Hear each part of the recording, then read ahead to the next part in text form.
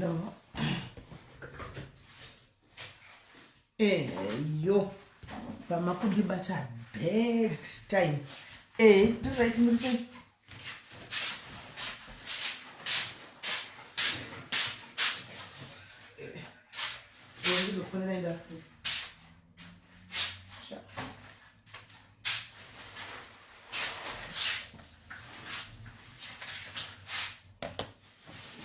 Yes.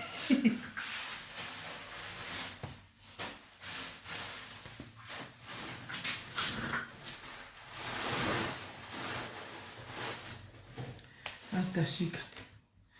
Mashika here.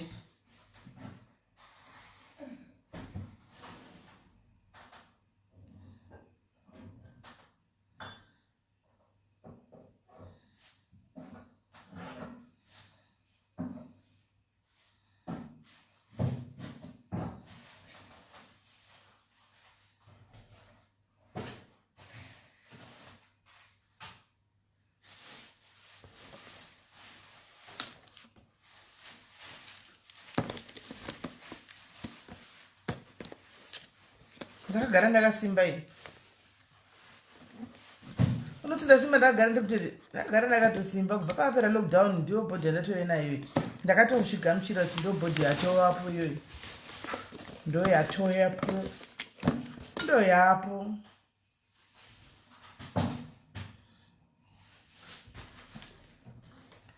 Hello guys. Hello guys. Hello guys. Hello guys. Masquera say. Masquera say. Masquera say. Masquera say, masquera say, masquera say, masquera say. Tatile gatsangane pa life. Kunewe vasingagoni kugara vasiri pa life. Vakanda ma 29 rand havo. Vakanda airtime yavo sikanzi aiwa uyai pa life. Thank you vaisa airtime. Thank you vaisa airtime. Thank you airtime ndeye kuvhota. Vaisa airtime ndeye kuvhota. And it's airtime day, but anti build riripo is there. Then go chance and gym sometimes nobody can come. Papa was Babas and the gym. Vapana box Babas and the gym. Panabok my local and the gym. Don't sugar and the gym. I can't soon end up in the gym.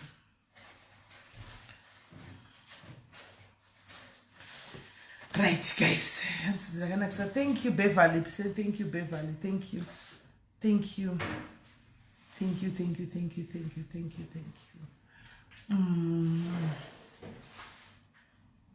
Hands are voting and any voting.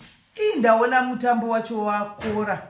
Ndaona influencing yacho pazopinda vamwe pawedzegwa vamwe. Pawedzegwa vamwe pavana mabridjo avepo. Pavenana Santi, Evangelica Santi. The competition has become wide. Yakura competition. Thank you, blessing. I love you too, my sister. I love you so much. So, love you, Francisca. Love you, Francisca. Bakepsala. So, ndofunga pane vakava nominate au vakava kanda okoko ku panel yacho yoyo. Nokuti ndaona vapindawo. Ndaona vaboxen, ndaona Zuva apinda. Ndazoona mabridjo apinda. Ndikaona Santi, Evangelica Santi vapinda. Saka yeah, it's getting broader and wider. Though at least maybe because kumaZimbabwe there was only one car, nandiri one jet. Saka ndazoona kwaiwedzerwa vamwe. So right for now I think Zimbabweans are 4. If I'm not mistaken. I think I've seen 4 Zimbabweans. Right. Masquera say, Vascana, masquera say, she gave her 50. Moya not quite similar note, and to go like as Disavata, otherwise Ningato Vata. Hands my safe foods. Do garantista ura kuchichebe, answer influence. Do Shandisa chebe. As my Pujapinda Kunakumira Mushi. Kupik Sinakumira Mushi perpetual. The Kupik Sinakumira Mushi. The Kupik Sinakumira Mushi. So guys, ichebe ndishandisa ichebe ish msuru mangu inonzi chebe ndo yandoshandisa ichebe ish ndotodya vate because ndinotogona kuti lavata cheko uya ari kuseka koni mbiri ndanzi mabridge influencer aiwa influencer, upcoming influencer, she's influencing, she's doing a very good job, she's influencing. Yes, Evangelica Sandy, they are influencing, they are doing a very good job, they are influencing. Saka chanzidlayo aiwa ndinechidla maputa angu nedrink yangu ne-energy drink yangu nokuti ndikadaro upedza ubata guys, nemapisira kune uchita unobata, nemapisira kune uchita guys.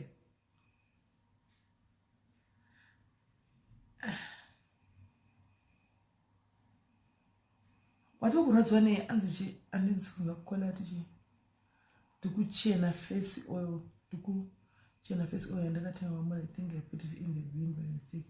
Uri kuchema face oil yawakatenga kwandiri wakaisa mubhini ne mistake, it's nowhere to be found. Sorry akokuda, sorry, tenga imwe oil inoita ndoenda kushandisa kana ari masikati ndongozvizorera oil.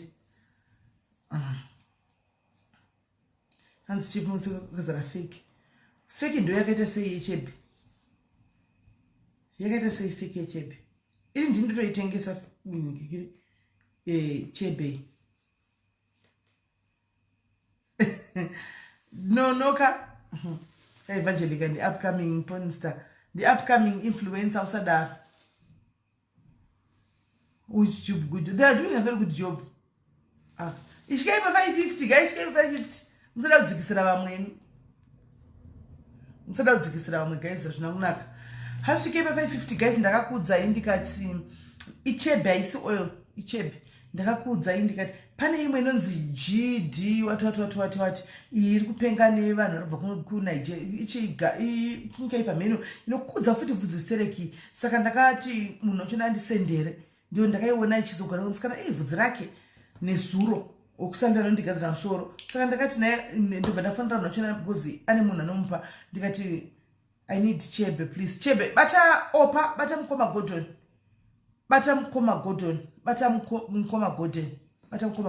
Saka ndakati ndivigire nzi G, atinonzi G chi haisati yatombodikira kuya iri kunzi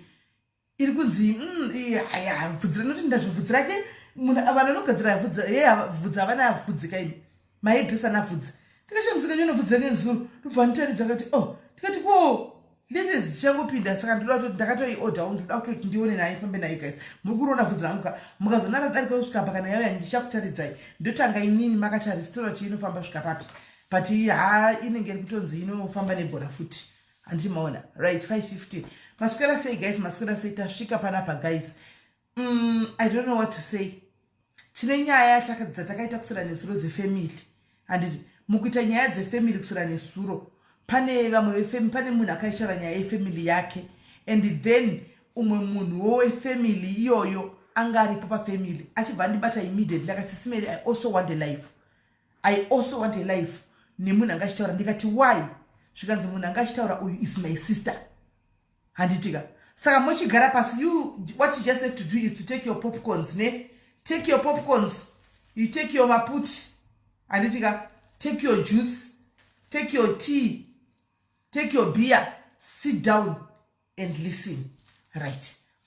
Regai tifonere guest tinzo kuti nyaya yacho yakamira sei, kana tazopedza then toona totangira papi, right?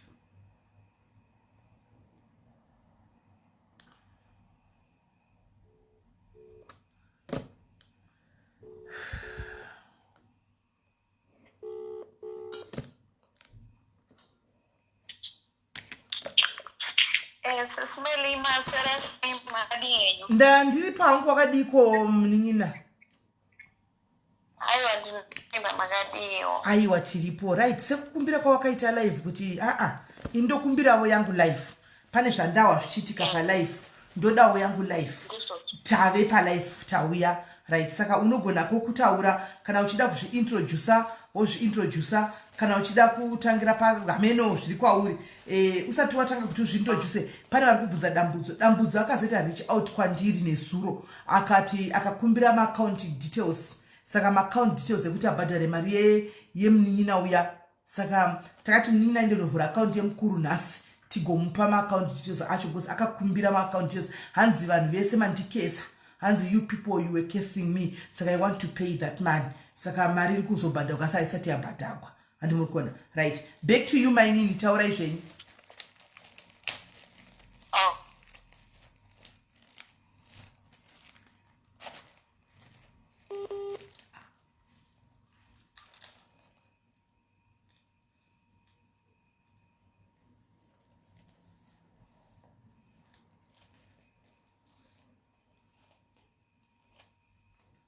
Network yavo. Whenever. Network, sorry, mototanga phone yanga yadzima network. Yeah, sometimes jamba. And ndanga kuti greetings to you all my supporters at SIS MELLY. May the Lord bless you guys for whatever you are doing. I can see my life. Sometimes you do help people. Keep on doing that to those who are helping. And ndinoti Mwari akuwedzere ipa munenge matapudza. Inini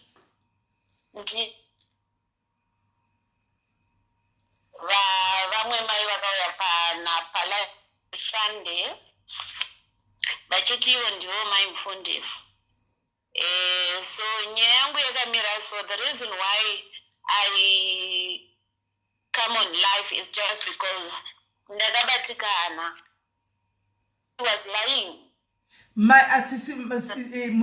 Mai vakatova kutaurwa ndipastor vakauya vachiparidza musiya vekuti SIS MELLY munodenga chii vava ndo vari kutaurwa munin'ina wavo ushu auya ushu. Right, taura yenyu.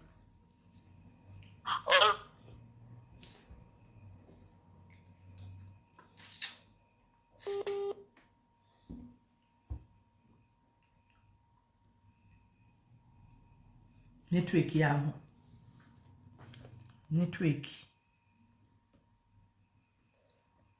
Achinyorwa nevanhu.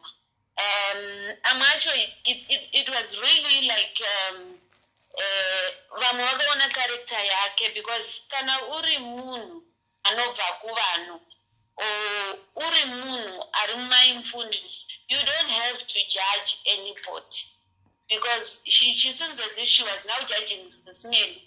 And luckily enough, SIS MELLY keep on staying on what she knows.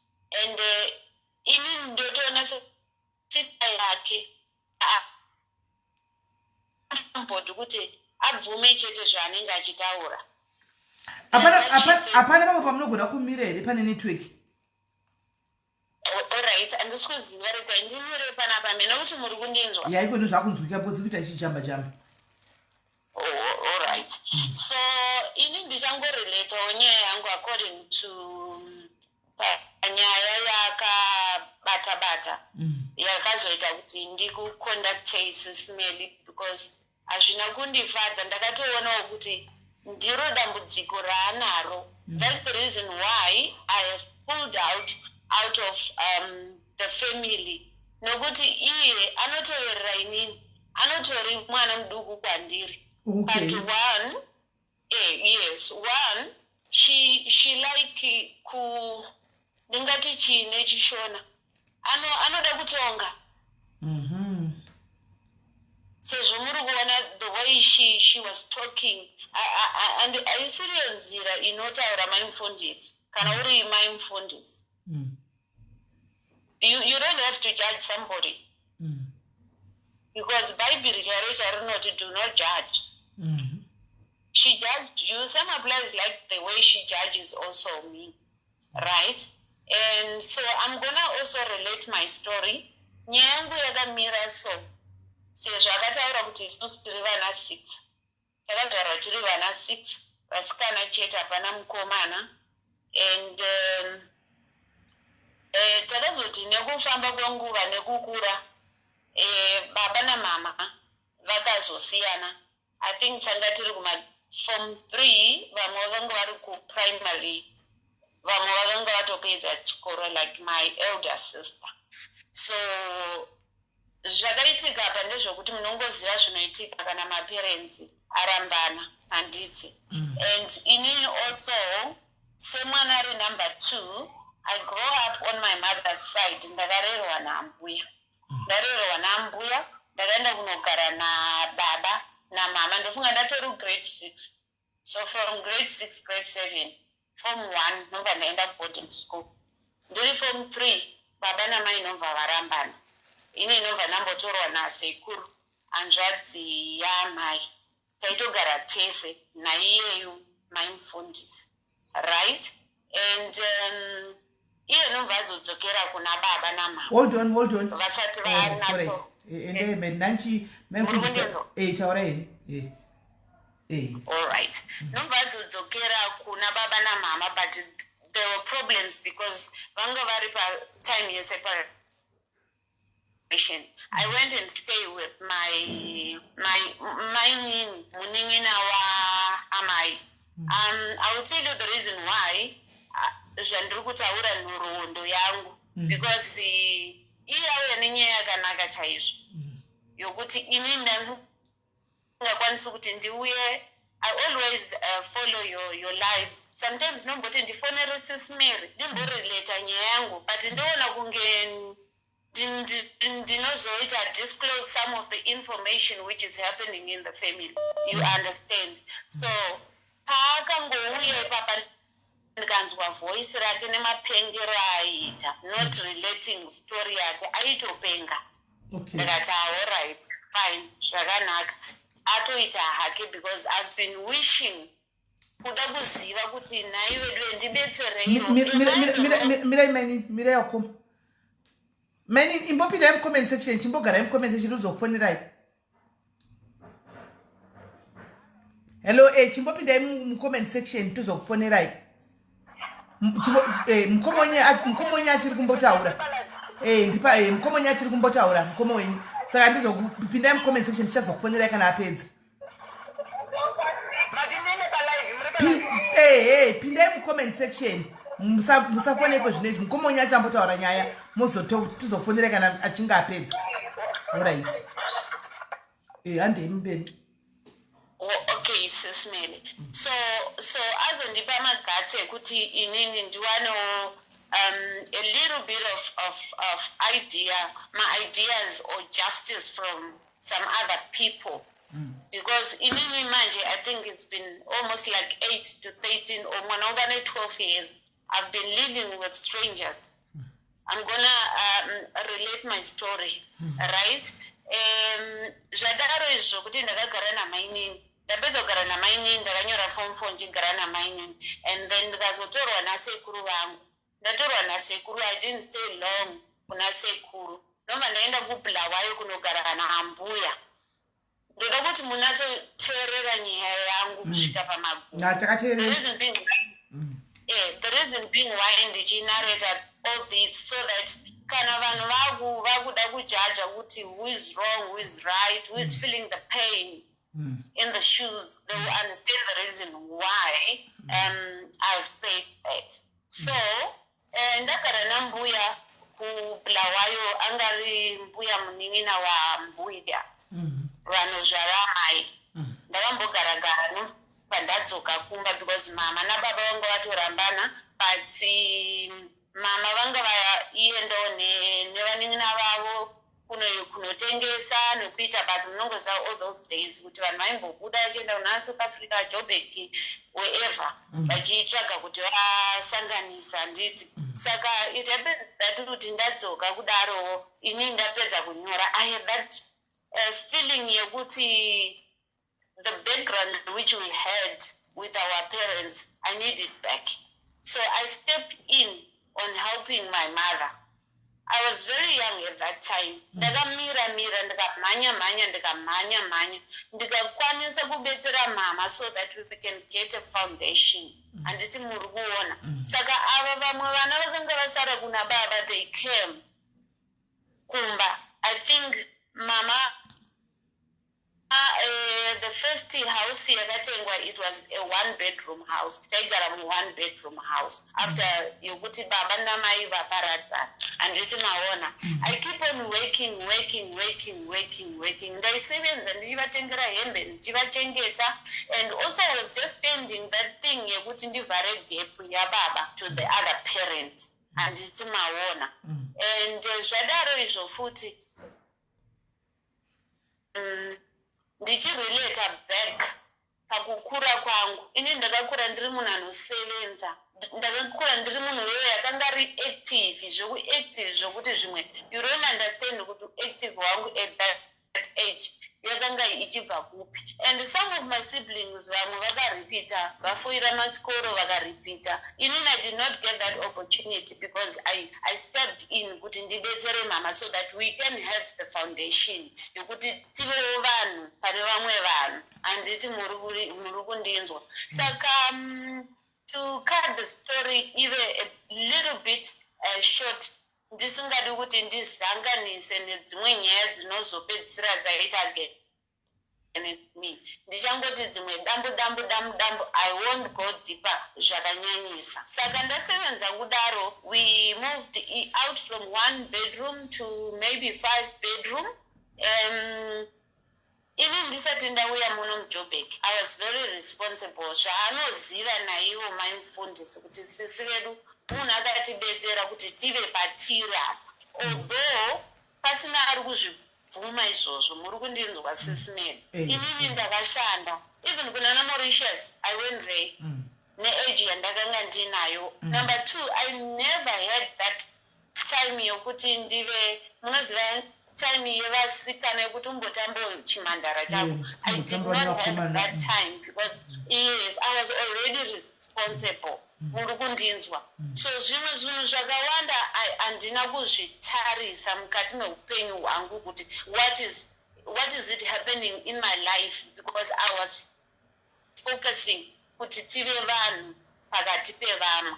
Handiti muri kundinzwa because our background baba varipo, it was not that bad. It was a better background which we have, but I wanted to bring that background. So according to nyaya yamakataura kuye inini I find out kuti semwana akanga atori responsible already, ndakaitawo responsible yokuti kana umwe mwana akanganisa ndikaudzwa nhingi adai ayeda magatsi ekuti nditi iwe kuzvouri kuita izvi chii. Uona muparent, she's a single parent, why are you doing that? You understand, sis Melly? Handina kuziva kuti zvandiri kuita izvi at the end of the day inini ndini ndichange ndiri munhu akaipa, because I understand kuti kana uri muparent kuza vana vako autumire umwe mwana kuti akuze umwe mwana. Muri kundinzwa? Saka ndo zvinozoita kuti pakufamba kwenguva you go back to your history and check kuti kupopa ndenzi ita so why kati munhu yakanga asingakwanisi kuti iye azvimiririre nemaproblems ake nevana vake. Handiti maona. And futi number 2 zvinoitika mumafamilies handizivi kuti is it nature or zvinhu zvakangozvarwa zvirimo kana kuti panoitawo vamwe vanokuitira jealous, munondi understand. And pane vamwe vanenge vachitozivawo kuti uchikura kuti ningi akamira so iwe usinga realize what is in you. Handiti muri kundinzwa. So throughout that journey ndakazodecide kuti I think now we are now stable. Handiti maona. Let me move in kuJoburg ndiitewo zveupenyu hwangu zvinozoita kuti mangwana ini ndive nemhuri rather than going ndichiita zvekutengesa kana kuti ndichiita sei kana kuti ndichimirira family, because already I have helped ifamily. Regaiwo ndinotsvaga basa because inini pandakapedza form 4 I had never had the opportunity yokuti enda unorepeata kana kuti enda uinde kuma-colleges kana kuti ita so. I did not have that. So when I came here in Joburg, ndakatanga kuve nematambudziko, but ndichidzokera kumasure munongoziva mukukura pane zvakawanda zvaunenge uchisangana nazvo. It's either ihope, it's either chii chinenge chichiitika mukati meupenyu hwako, but usinga understand kuti what is it exactly happening. So inini zvandingataura ndezvokuti kuuya kwandakaita kuJoburg, I thank God for kuuya kwandakaita kuJoburg. Handiti maona because kwakandivhura meso wakandivhura zvinhu zvakawandisa but chimwe chandanga ndasiya sisimele ndechekuti ini ndiri number 2 but vamwe vanin'ina vangu vese at that time vakatoita vana vakanga vatokura vamwe ndaivatengera hembe like mwana wasisi vangu the first born ndaimuchengeta like mwana wangu vanhu vaingoti mwana wangu handisi muri kuunderstand. I will also mention the reason being why I'm going back to look on those issues. My issues akadaro ndeyekuti paunenge wasiyiwa nehama nema-siblings awakakura nawo une matambudziko. That's the reason you go back and say, but iye zvino ndiri kufamba ndiri ndega but ndakambodaiwo ndakadaiwo why chii chiri kuitika handiti muri kundinzwa sisimeni. Saka inini ndauya kuno kujoburg 2005 sisimeni ndakarwara handiti maona ndichitarisawo back to my history relationship wise it was a problem. But just because someone akanga achingogara ari busy achisevenza, I did not look on that it's a problem on my side or it's something which is happening or what is happening. Muri kundinzwa zvimwe ndiri kutosingirira because handisi kuda kuti zvimwe zvindiitenere back kwandiri nokuti izvozvi currently inini ndine munhu akaipa mufamily. I'm being blackmailed. Ndinoudzwa uroi. I will mention the reason being why sei vari kundidaro or sei vari kuita sei because munoziva kuti dzimwe nguva kana wakutaura pafoni zvimwe unogona kusiya zvimwe unogona kuita sei, but I just want to say things which are very important and things which is causing us kuti patira apa panguva inoi tisave tese namaimfundisi handiti maona. So zvadaro izvi ndauya kuno 2004 ndaishanda kumarestaurant but ndichishanda kumarestaurant I had my challenges andakanga ndinawo sisimeni muri kundinzwa. Ndakatanga kuita machallenges yayo kuti me as a waiter munongozva mawaiter you go back to your table after 5 minutes go back uchicheka kuti my clients ako are they happy or what. Ndaiita matambudziko ayo ekuti kana ndasvika patable we laughing nema-clients nema-customer but when the manager goes around checking kuti ma-customer ari right kana kuri kuita sei and then ma-customer aizoti no she's rude zvonditambudza sisimeri kuti kati ndabva apo tanga tichitoseka chero mawaiter anotoshamisika kuti kuchi chiri kuitika what is happening vanhu vangochingoseka. You understand? So it took a long way zvichingoitika but then vamwe ndo vanenge vachizokubvunza maybe unenge muri close navo kana kuti makubuda makuenda kumba vombokubvunza kuti nhaiwe unomboenda munombofambawo here kuti unzwe because see what is happening to you it's not really normal but to me zvanga zvisina basa ndina kuzviisa mumusoro.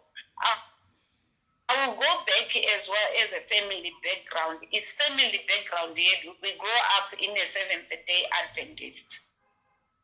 And it's my one. Whereby, takakura tisingambozive kuti unomboendawo kunobvunzira kuti zviri kufamba sei muupenyu hwangu kana kuti chii. To us, waingoona zvimwe zvinhu zviri simple, zviri difficult and you think kuti it's very simple. Not knowing that kuti anotori matambudziko anenge ari pauri. Handiti maona. Inini going back again, pane ma-challenges amwe andaitosangana nawo ipo kusevenza kwandaita kuti sometimes makumbo anenge achirwadza. I remember the other day takarara nambuya vataifamba navo ndakarara ndichipisiwa kumusana zvezvokupisiwa zviye ndikatochema mausiku iwo but you know you'll be thinking kuti pamwe vanhu vandiri kufamba navo handiti. Saka zvadaro izvo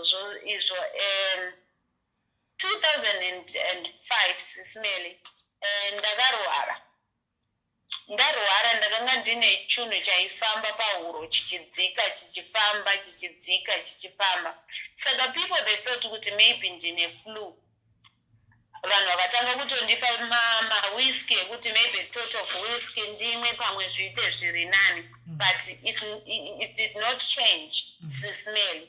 Still ndaenda kunoona doctor doctor akati maybe ndine asthma. Ndakapiwa matreatment, I took my treatments and then akanditi ndidzoke ku-x-ray. Ndadzoka ku-x-ray and then zvakanzi hapana chiripo. Muri kundinzwa. But then chinhu cheche ndaitofema nekukosora so kukosora kana ndisina kukosora handifemi zvakanaka handiti maona ndobva ndangoramba ndichizama kumwa matablets aya but ndakaona kuti there is another night whereby ndakatoita kunge ndichadzipiwa so kunge pane chinhu chiri kuda kuuya kuzonditora mweya so chichienda. So what happened is that ndakadzokera kubasa and we had one of our clients aifarira mawaitress evasikana aingoti sunshine akandiona ndine face yakanga isiri right sunshine what's wrong with you ndakati I'm not feeling well say alright zvikanzi neclient I'm gonna offer you kuenda newe kuna doctor ndakati there's no problem. What time? Nobva ndiudza kuti what time. Nobva ndaenda kumba makuseni acho SIS MELLY ndakamuka makuseni ndikageza. Ndabva kunogeza makuseni ndakaita right. Ndabva kutonogeza ndichiti ndiri kuenda kuappointment yekuenda kuna doctor ndakazvinzwa chinhu cheche hachisipo chatomira and everything is fine. Ndokubva ndafonera Sunshine ndikati Sunshine I'm not coming, I'm not going to the doctor now, I'm fine. Zvikanzi again hear your voice, you're fine. I will see you later when we come to the pub.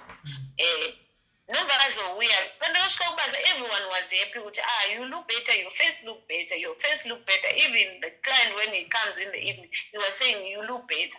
But then SIS MELLY imwe problem yaiitika ndeyekuti relationship wise it was a problem.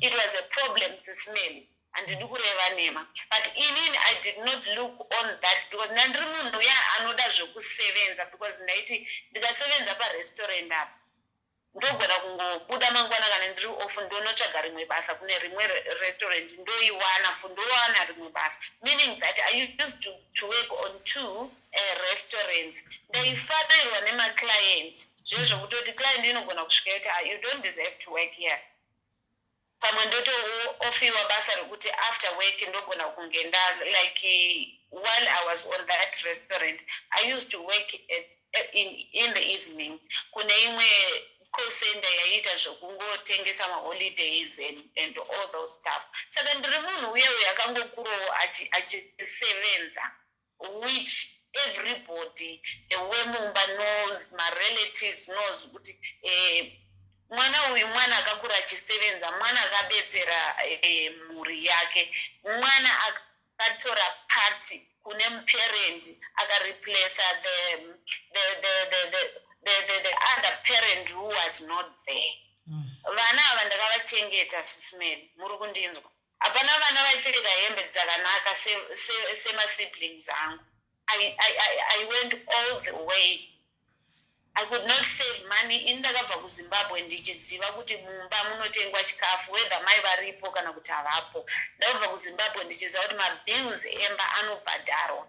Ndakabva kuZimbabwe tine kona redu nebag redu rataisa chikafu pakona rekuti aiwa mama let's buy things in bulk and we put it at the corner. So the reason why I'm coming up with other things so that you can also be able to hear my story because it's been long ndichida kuziva kuti inini ndini ndiri wrong here, inini ndini ndiri kupenga here, inini ndini ndisingadi hama here because SIS MELLY it's not easy kana makazvarwa muri ma siblings then wongoti handichadi hama. hazviitiki sisimeli hazviitiki muupenyu. It's very difficult, but there is a time whereby you think kuti living by myself is better than saka chakaita kuti mimi muzoti mimi vakunoita pull out of your siblings chii ndo patoda kuti titengere what happened ndo pato pandiri kurelata ipapo sisimeli. That's why I'm coming out with a little bit of history so that you can be able to hear kuti the reason why we have separated. Anditi muri kundi understand. Plus my mfundisi, I think you have heard matauriro avanoita. My mfundisi munoziva kana muri masiblings mumwe ngave nenzvimbo yake. Muri kundinzwisisa sisimeli. Okay, yes, my mfundisi you must have your place. Exactly, you have your place nemaindiro amakaita. Hazvirevi kuti mimi sisimeli notomboitawo zviri wrong, but it does not mean kuti pamunenge magara muri mega hamukwanisi kufunga kuti what I did to my little sister is not right. You might not come back to me and say sorry, because sometimes pride is there, but you can change the character or whatever you have done to me, you can change it in another way. But kune umwe wangu uyu anoda kutonga sisimeli. Anoda kutonga kwakawandisa. Kutonga kujaja. You don't judge a person sisimeli nekumudza kuti like inini I'm gonna relate my story. Munhu kuti andiudze kuti imi hamuzive Mwari. Hey, saka story zaka tombotanga. Ma? Amusaba tombotanga pacho pane nyaya nditi. Ndakutoita roughly kuti ndipedze zvangu pane nyaya yacho exactly kuti the reason why isusu takaseparator is just because of 1, 2, 3 things. Okay. Anditi muri kundinzwa. Yes. So to cut this story short and going back, what happened is I said that 2005 ndakamborwara. Nomva ndambodzokera kumba. Nomva ndadzoka futi. 2006 ndakarwara futi. Ndanga ndine makumbo aikumuka. Anditi maona sisimeli uchiita kunge unofamba sounokumuka. Uchiita kunge famba ndaikumuka makumbo. Nomva ndaenda ku-X-ray. Ndaenda kwaDr. Kumalo in Joburg. Ndaenda kuJoburg zvikanzi you need to go to X-ray. Ameno kudhuze nekuHebrew kuna maningirikira ariko ema-X-ray. Ndakaitwa X-ray ikoko sisimeli. Nomva zvanzi pagumba apa hapana chiripo. Nomva vandinyorera tsamba yekuti ndiende kuJohannesburg hospital. Ndakaenda kuJohannesburg hospital. Zvikanzi futi there's nothing which is there. Anditi maona. Saka inini sisimeri ndakaita matambudziko ekuti one I told you about a relationship, it was dololo anditi maona and problems ekuti unorwara unoita sei and then nekufamba kwenguva people will be around you, surrounding you, or people in the community munenge muchitaurawo vamwe vachikuudza kuti wadii kudai muri kundi understanda and then wambozamawo zvimwe paunozamawo zvimwe pamwe unongochiudzwa 1 2 3 1 2 3 1 2 3 muri kundinzwa alright nomba gumbo riya ramboti nyarare 2006 what happened is that 2007 somewhere there I've got my other siblings, the last born. She came and stayed with me. Maona apedza kunyora form 4 apedza kunyora form 4 akauya akazogara neni mwana uyu auya azogara neni mwana uyu. Remember kuti kana munhu achibva kumusha nemacertificate ekumusha sisimeli kunouka haasenze munofanirwa kuachinjisa. Remember that mina I was a waiter. I did not have payslip. I did not have yes my banks ndakanga ndinawo because I used to save money, but the payslip was a problem. But ndakazama kumhanya ndichibetsera munin'ina kuti akwanise kuita akwanise kuti auye kuno kwazodzidza. But akakwanisa kuti tiwane mapepa ekuti mapepa they evaluate mapapers and stuff. Mwana akazodzogara Zimbabwe akanotora start permit kuZimbabwe. Atora start permit kuZimbabwe mapepa ndaingogadzirisa zvezvokuti some of the information sisimeli inongouya usingazive kuti where did I get that information and all stuff. That was me. Anditi muri kuona saka mwana anobva anzi haakwanisi kuti aende kuma-colleges like Bodamelini and all stuff. Akaenda back to matric. Aenda back to matric, mwana akapasa matric. Mwana apasa matric, yes mama, she was helping me, the parent was helping me, I was also doing the rest with her. Anditi maona but pakazopedza matric mwana akanzi izvo hakwanisi kuti mama ndavakaudza kuti mwana apedza matric but mama vakati havana mari. Okay, vati havana mari, inini kuwaitress I had already left the job for waitress. Now I was in the industry, a receptionist, and it's maona. I ran around and then ndikaenda kubank ndikanotora what we call a start loan. Ndatora inoti start loan, mwana akazoenda paDamelin, and it's maona. That was my little sister.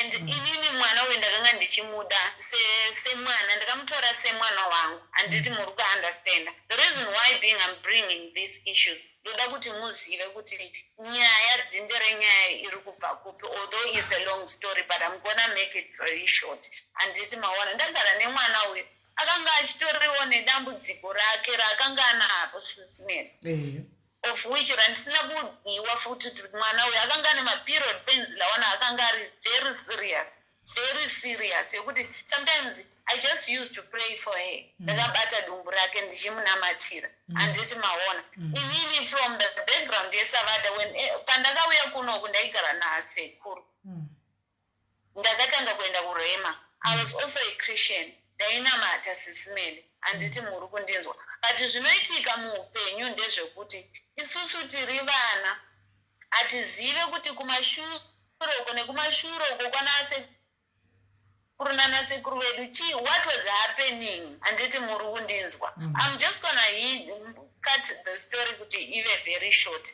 And then mwana uyu nekufamba kwenguva ndakazokwanisa kuti ndiningirikire ndimubetsere abetsereke sekubetsereka kwandakaita inini because ininiwo ndakanga ndichitori nematambudziko but ndandisingaoni matambudziko angu.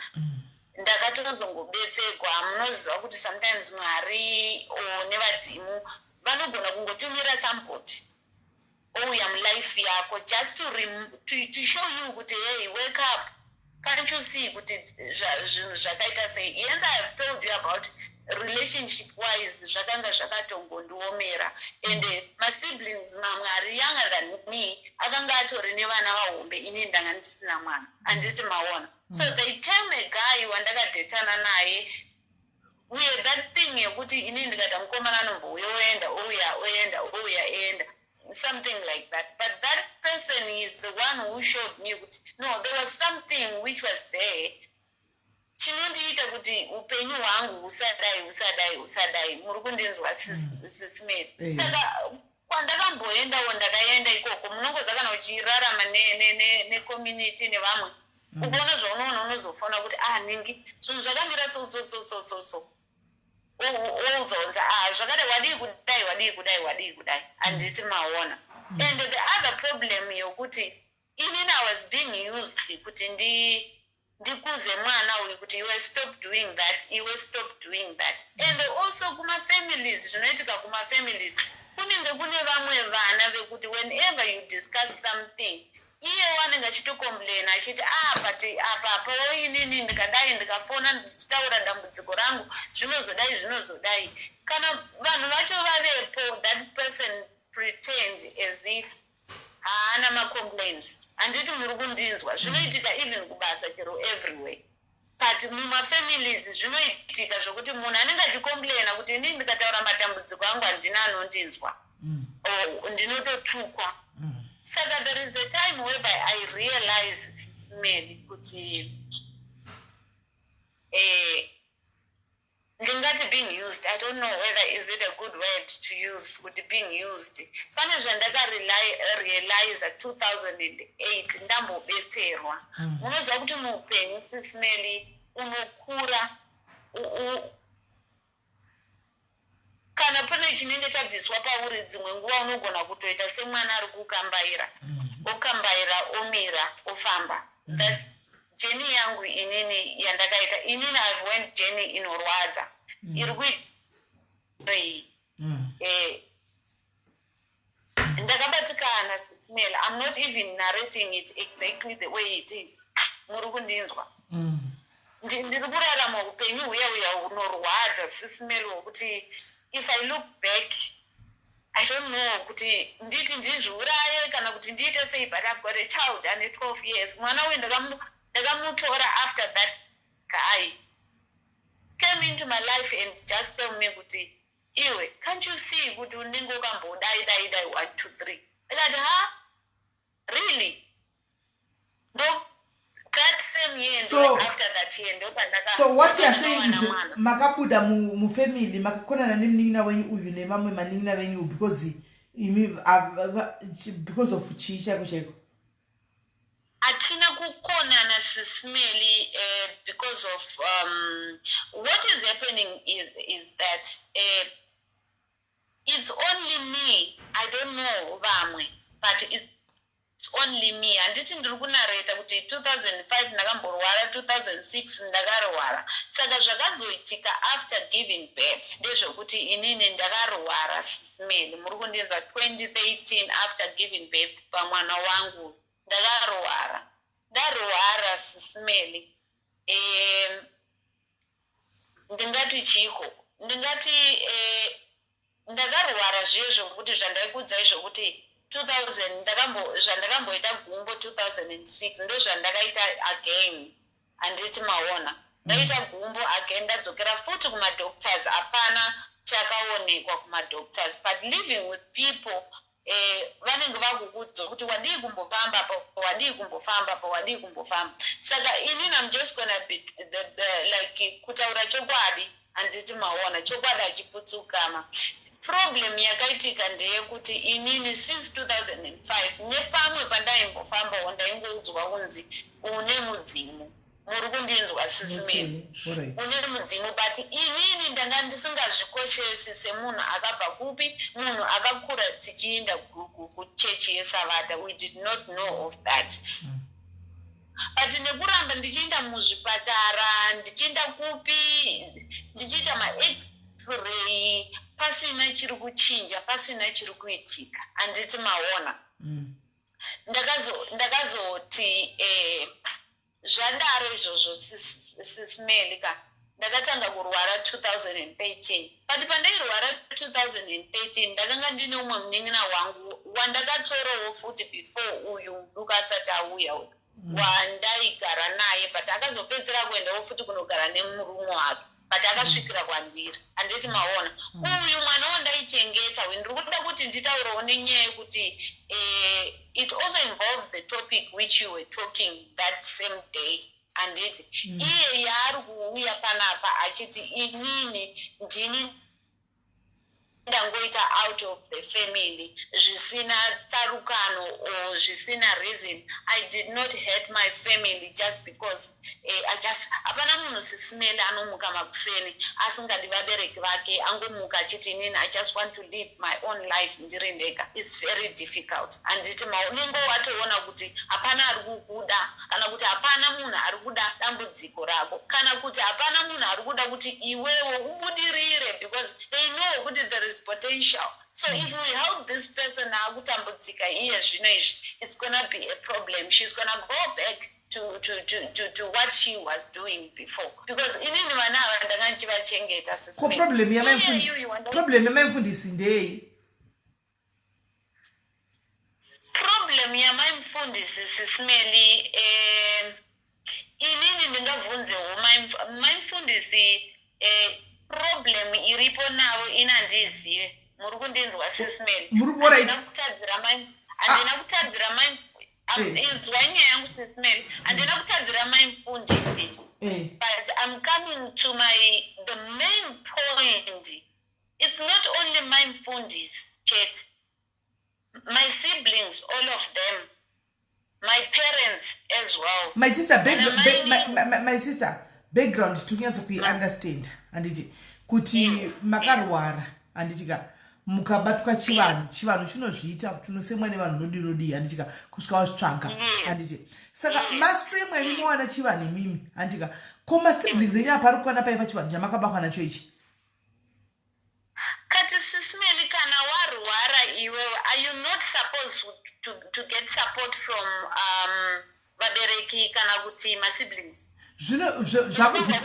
unongotambudzika uri wega here SIS MELLY I'm not saying that zvinodependa now zvinodependa now nemhuri some in a normal circumstances kana ukarwara muri inofanira kumira newe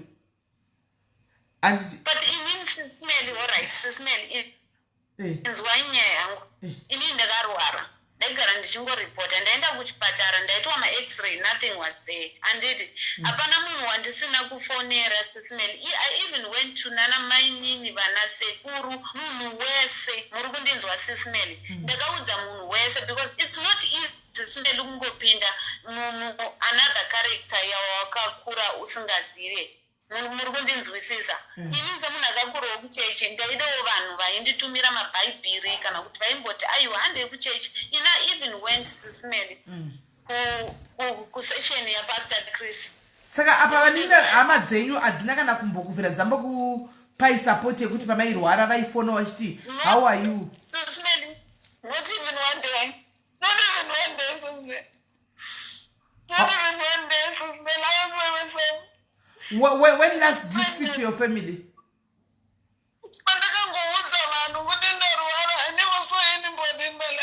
When was that?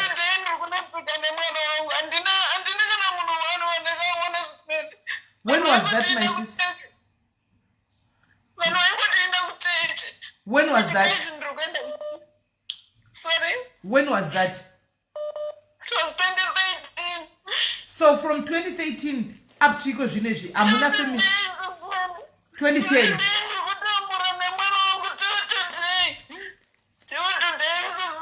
saka are you saying kuti okay I get you now are you saying kuti pa family yese apana nombokutsvagai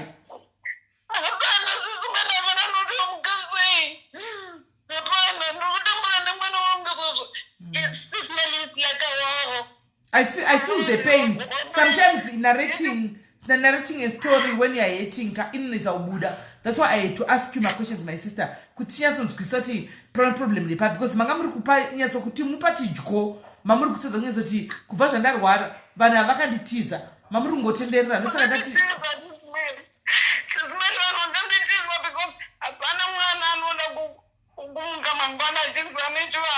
I also wanted kuti ndiwane munhu anoenda neni kuti I went for I went for Pastor Chris 1 month.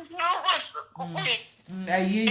Pastor Chris. Pastor Chris. Sometimes I thought to put in Rukuta na Mari. I thought to put in yourself. You know, I attend a church. I had a vision. Thinking that it's so easy but to quit a communication. Why do we need pastors if you can be able to pray? I used to fast SIS MELLY and then I used to fast but Thursday mamangu tuna mat so it waste my vision that way kuti waste zvezvo kuti ungati ndiri kucommunicate na Mwari. I even went to Bushiri sakadzokera kuzimba SIS MELLY. No, I get you. I hear you, my sister. I hear you. 2012, I got a call center. I was hired for Vodacom as a call center agent. Right. Hold on, my sister. Hold on, my sister. Hold on. How are you, my dear? Hello? We cannot solve the issue on this phone, darling. I can't hear you. Hello, how are you? Hello, Melly, how are you? Yes, my sister. I will go to your sister here. Can you please reach out to your sister? Melly, how are you? I'm good. And how are you? No, my sister. Hold on, my sister. Can you please reach out to your sister? I'm good. Can you please reach out to your sister? SIS MELLY, can you just drop here? We cannot solve the issue on the Facebook. We are family irrespectable. Nothing ando shari kukudzai. Isu tiri vanhu we love. I'm so in. Hold on, my sister. Hold on. My sister. Hold Chibo, Mirai, my sister. I want your sister to reach out to you so that you can talk. You are hating. You said you have no one. You feel rejected. No, can you please drop it? You can hear what she's saying. She does not have a heart, this man. Can I relate my story? Because she's the one who started to come on Facebook. Do not put her on the line. Can you please allow me to copy it out to people out there? Man, can you drop her? Because she's the one who started me. Can you please drop her? But you if you love her from 2012, why are you not talking to your sister? Please talk to. I cannot solve this issue. Yeah, but you can't say you love somebody from 2012. You are a pastor, but you don't go and talk to your sister when she's going through some problems and she feels alone and rejected. And this and what I want to send you I don't want to send my screenshots just now.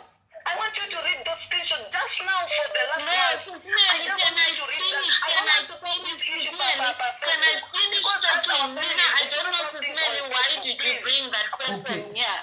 I don't want her on the line, Sis Melly. No, we don't may become my sister because you are hating. You can have if you can have your sister. I'm hating Sis Melly every day. I've got in my fights every day. I was still relating my story to the world. I want to relate my story to the world, Sis Melly, because she's the one who started me. Can I relate? Allow me to relate my story. Okay, Tamu drop. I've dropped it. She's lying, Sis Melly. My story. I even what happened is when I started, as I said, I went to Pastor Bushiri. I even went to the other church. Then some other people at work, they said to me,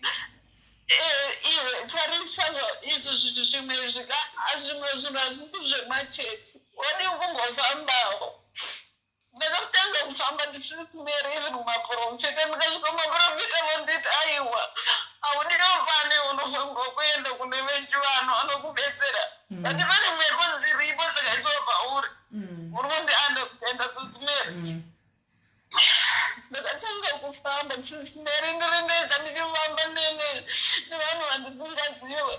People at work, they supported me since Mary. They know that the family is ignoring me. Mama, my sisters are mama. I got to go. But I know when I came up because it's not easy. What I want to do this. I wanted people to help me. So I wanted to the church.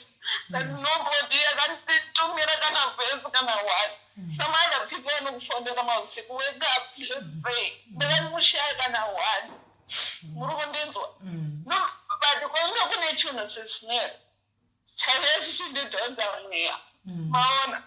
Mausibu matwa suddenly the young of what family asthma. Number of us are just okay for the book. Unotariswa na doctor nunga daenda. Ndakatokwira bus. Takes kwenda ku Boxback murundinzwa kune the other siblings to go kuti ndinochema chindiona kuti wewe nditsvagire munhu anogara nemwana wangu because mangwana makusendoko nomuganda kafa mwana haazogona kubuda mumba mwana wangu ananga ane 6 years hapana kauya kubvira musiwo weSis Melly pakatanga kufamba marumors ekuti inini ndiri kuita zvomushonga ndakati guys ndingaita zvomushonga sei inini ndichitambura remember kuti ndakauya muno mu2005 ndakatanga kurwara svikanzi akaenda kuSouth Africa ari right muri kundinzwa Sis Melly ndakati yes ndakauya kuSouth Africa ndiri right but ndakanga ndine machallenges andaisangana nawo chero kubasa chero kucall center ini ndakabedzerwa nateam leader because team leader anga aneta nemacomplaints pamaclients same applies when ndaingoitwa kupi kurestaurant akagara neni pasi akati naiyo ndokumbira kuvhunza munongoziva vanhu vari muno vamwe vari easy vanozvibhilive vanozviita seisvikanzi naiwe wadiwo kumbofamba hauna chivanhu chiri pauriwo saka I didn't want kuti ndimuratidze kuti ndine chivanhu chiri pandiri plus ndakanga ndatotanga Sis Melly kuita zvezvo kuti ndaita kana ndiri kubasa so ndaihaka Mundinzwa.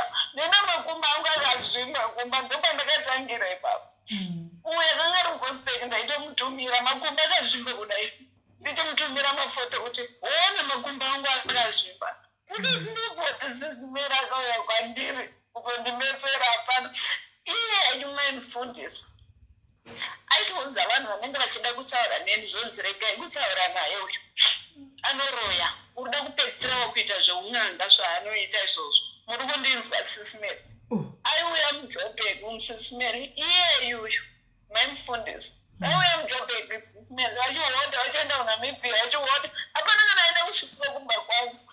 Ndikazvibvunza ndikati naiwe kundaita sei zvandirini nguva ndiri kurwara kundakatadzei nekuchinzindine ndaita zveuroyi SIS MELLY kana pane zvaunenge wakabata ungambofamba uchiudza munhu wese ungafambe SIS MELLY uchiudza munhu wese kuti ndakabata handinombozamawo kukavha kuti apamwe kana pane zvandakabata regai hazvichaite regai ndibvise muri kundinzwa SIS MELLY hapana akada kuuya neoraiti toti vanhu vanotenda vanoita chitendero akangouya akandindisa kuchitendero ndiani SIS MELLY. Saka this person maimufundisi vari kuda iye zvino SIS MELLY you cannot come kulife yemunhu ane chironda. Somebody who has suffered for years ndiri kutaura kuti 2018 till today SIS MELLY mwana wangu ari kutambura uyu muri kundinzwa mwana wangu ari kunetseka till today. So mwana wenyani makore mangani? Mwana ane makore mangani kuti? Mwana zvino ane 12 years. Saka zvakazoitika ndezvekuti ndakanga ndangorwara pese kubasa dzimwe nguva makumbo anokumuka makumbo anoita sei vanhu vokubasa vamwe vaizviziva ndomba vagara neni pasi ndomba vandionesa kuti you know what kana chiri chivanhu whether you run away whether you don't run away it will just follow you because that was the last option yandakanga ndasara nayo ndakanga ndichienda mumachekisismen ndichibereka mwana wangu ndichinozvera the whole day pamwe ndichitoona kuti vanhu vari kundinyepera vari kuda kundisaidzira munozama pasta vamwe vanongobata musoro vati kuitira kuti uluze balance uwe pasi. Saka what happened is ndakazongoti rimwe zuva ipapa pandiri kutaura kuti mausiku ndakapotsa ndapauye chimwe chinhu chaida kundidzipa ndataurira uyo wekuboxburg. One of my parent akazouya nomva ati hatisangana mutown. Your parents? Yes, hatisangana mutown. Nomva ndakwira taxi. Saka kukwira taxi kwandakaita ndanga ndakugara kuCrest. But ndanga ndine flat paNewtown. Maona. But I could not now afford kugara muNewtown. Ndakatombogara nebaba womwana wangu. Vakapedzisirawo vatoneta nazvo vakabuda vakaenda. Murikundinzwa. Saka ndakwira mutaxi. Munhu yakati handichaende kutown. Ndokukwidza kutaxi inenge ichibva kwaHoneydew. Saka vangomisa taxi. Kwangu wasara munhu wani. Ndobva ndapinda mutaxi ndaitoenda kubasa ndichienda kunoona one of my parent mutown akanga ati uya ndikuonere mutown. Ndobva ndakwira. Saka kwanga kune nzvimbo 1 kumashure ndakatopinda mutaxi ndaenda kuburuka ndandaona kune mumwe munhu akanga akagara mumashure but munhu yanga akapfeka zvuma zvake. Saka nguva idzodzi ndaingoti kana ndagona kuti kana ndikagara pane munhu akadai ndeshamangai kusvika kwandinosvika handiti maona. Saka ndakangozvimanikidza kuti amulate rega ndigara. Saka takati kuda kusvika mutown munhu iye anobva atanga kundibvunza nekundiudzawo zvakandiudza. Ndobva ndangoti handipei nhamba dzenyu nokuti ndakanga ndaneta nazvo handiti muri kundinzwa SIS MELLY. Ndobva ndatora nhamba dzemunhu uya ndobva ndasvika kumuparent uya ndobva ndamuona ndobva kuda bhazi ndaenda kubasa. Ndobva ndagara futi gumbo riya ratanga futi kurwadza. Ndakungoita zvimwe zviye zvokuti chero kubasa vamwe vanhu vokubasa ndinovarota ndikavarota kana palunch paipa ndichitaura uyu yakadai ndakauya otonzi ndozvaanoita izvozvo ndozvaanoita vakatanga kundionesa vanhu vari kure maybe kuti ndibhilive kuti ndezveshuwa but zvaiitika ndezvekuti zviri kuitika ndezvekuti mudzimu wagara sisimeri. But there is another thing which comes and fight itira kuti ndisagare zvakanaka. Saka ndakazoti ndarwara ipapo ndakarwarira pambasa pakaita sokunzi maziso anga avharwa kuri kunetsa handini maona ndima ndaita kunge ndavhara maziso. Saka timiri wangu anga achitozviziva kuti dzimwe ndombogwara ndomboita sei. Ndoma ndatomuudza kuti ndichagirewo nhamba yakati chichi ndafunga baba vaya vanongondipa nhamba yavo ndombavafonera.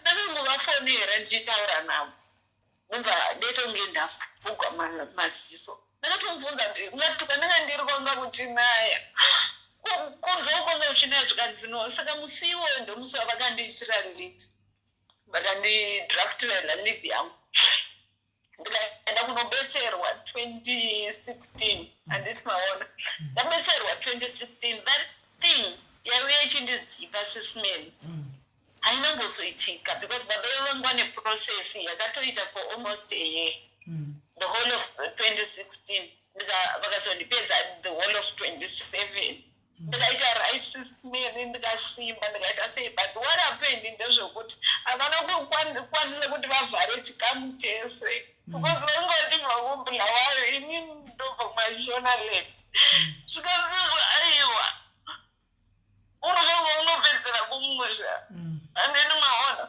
chero ndeti ndikafonera baba zviri kuitika ndizvo. Chero ndikafonera baba ndekunzi vononedza iwe kana mangwana makusena hapana munhu anombokufonera kuti moorara sei nemwana uri raiti kuvazodii kuuya kumusha kana kuita sei hapana sisimeni till today.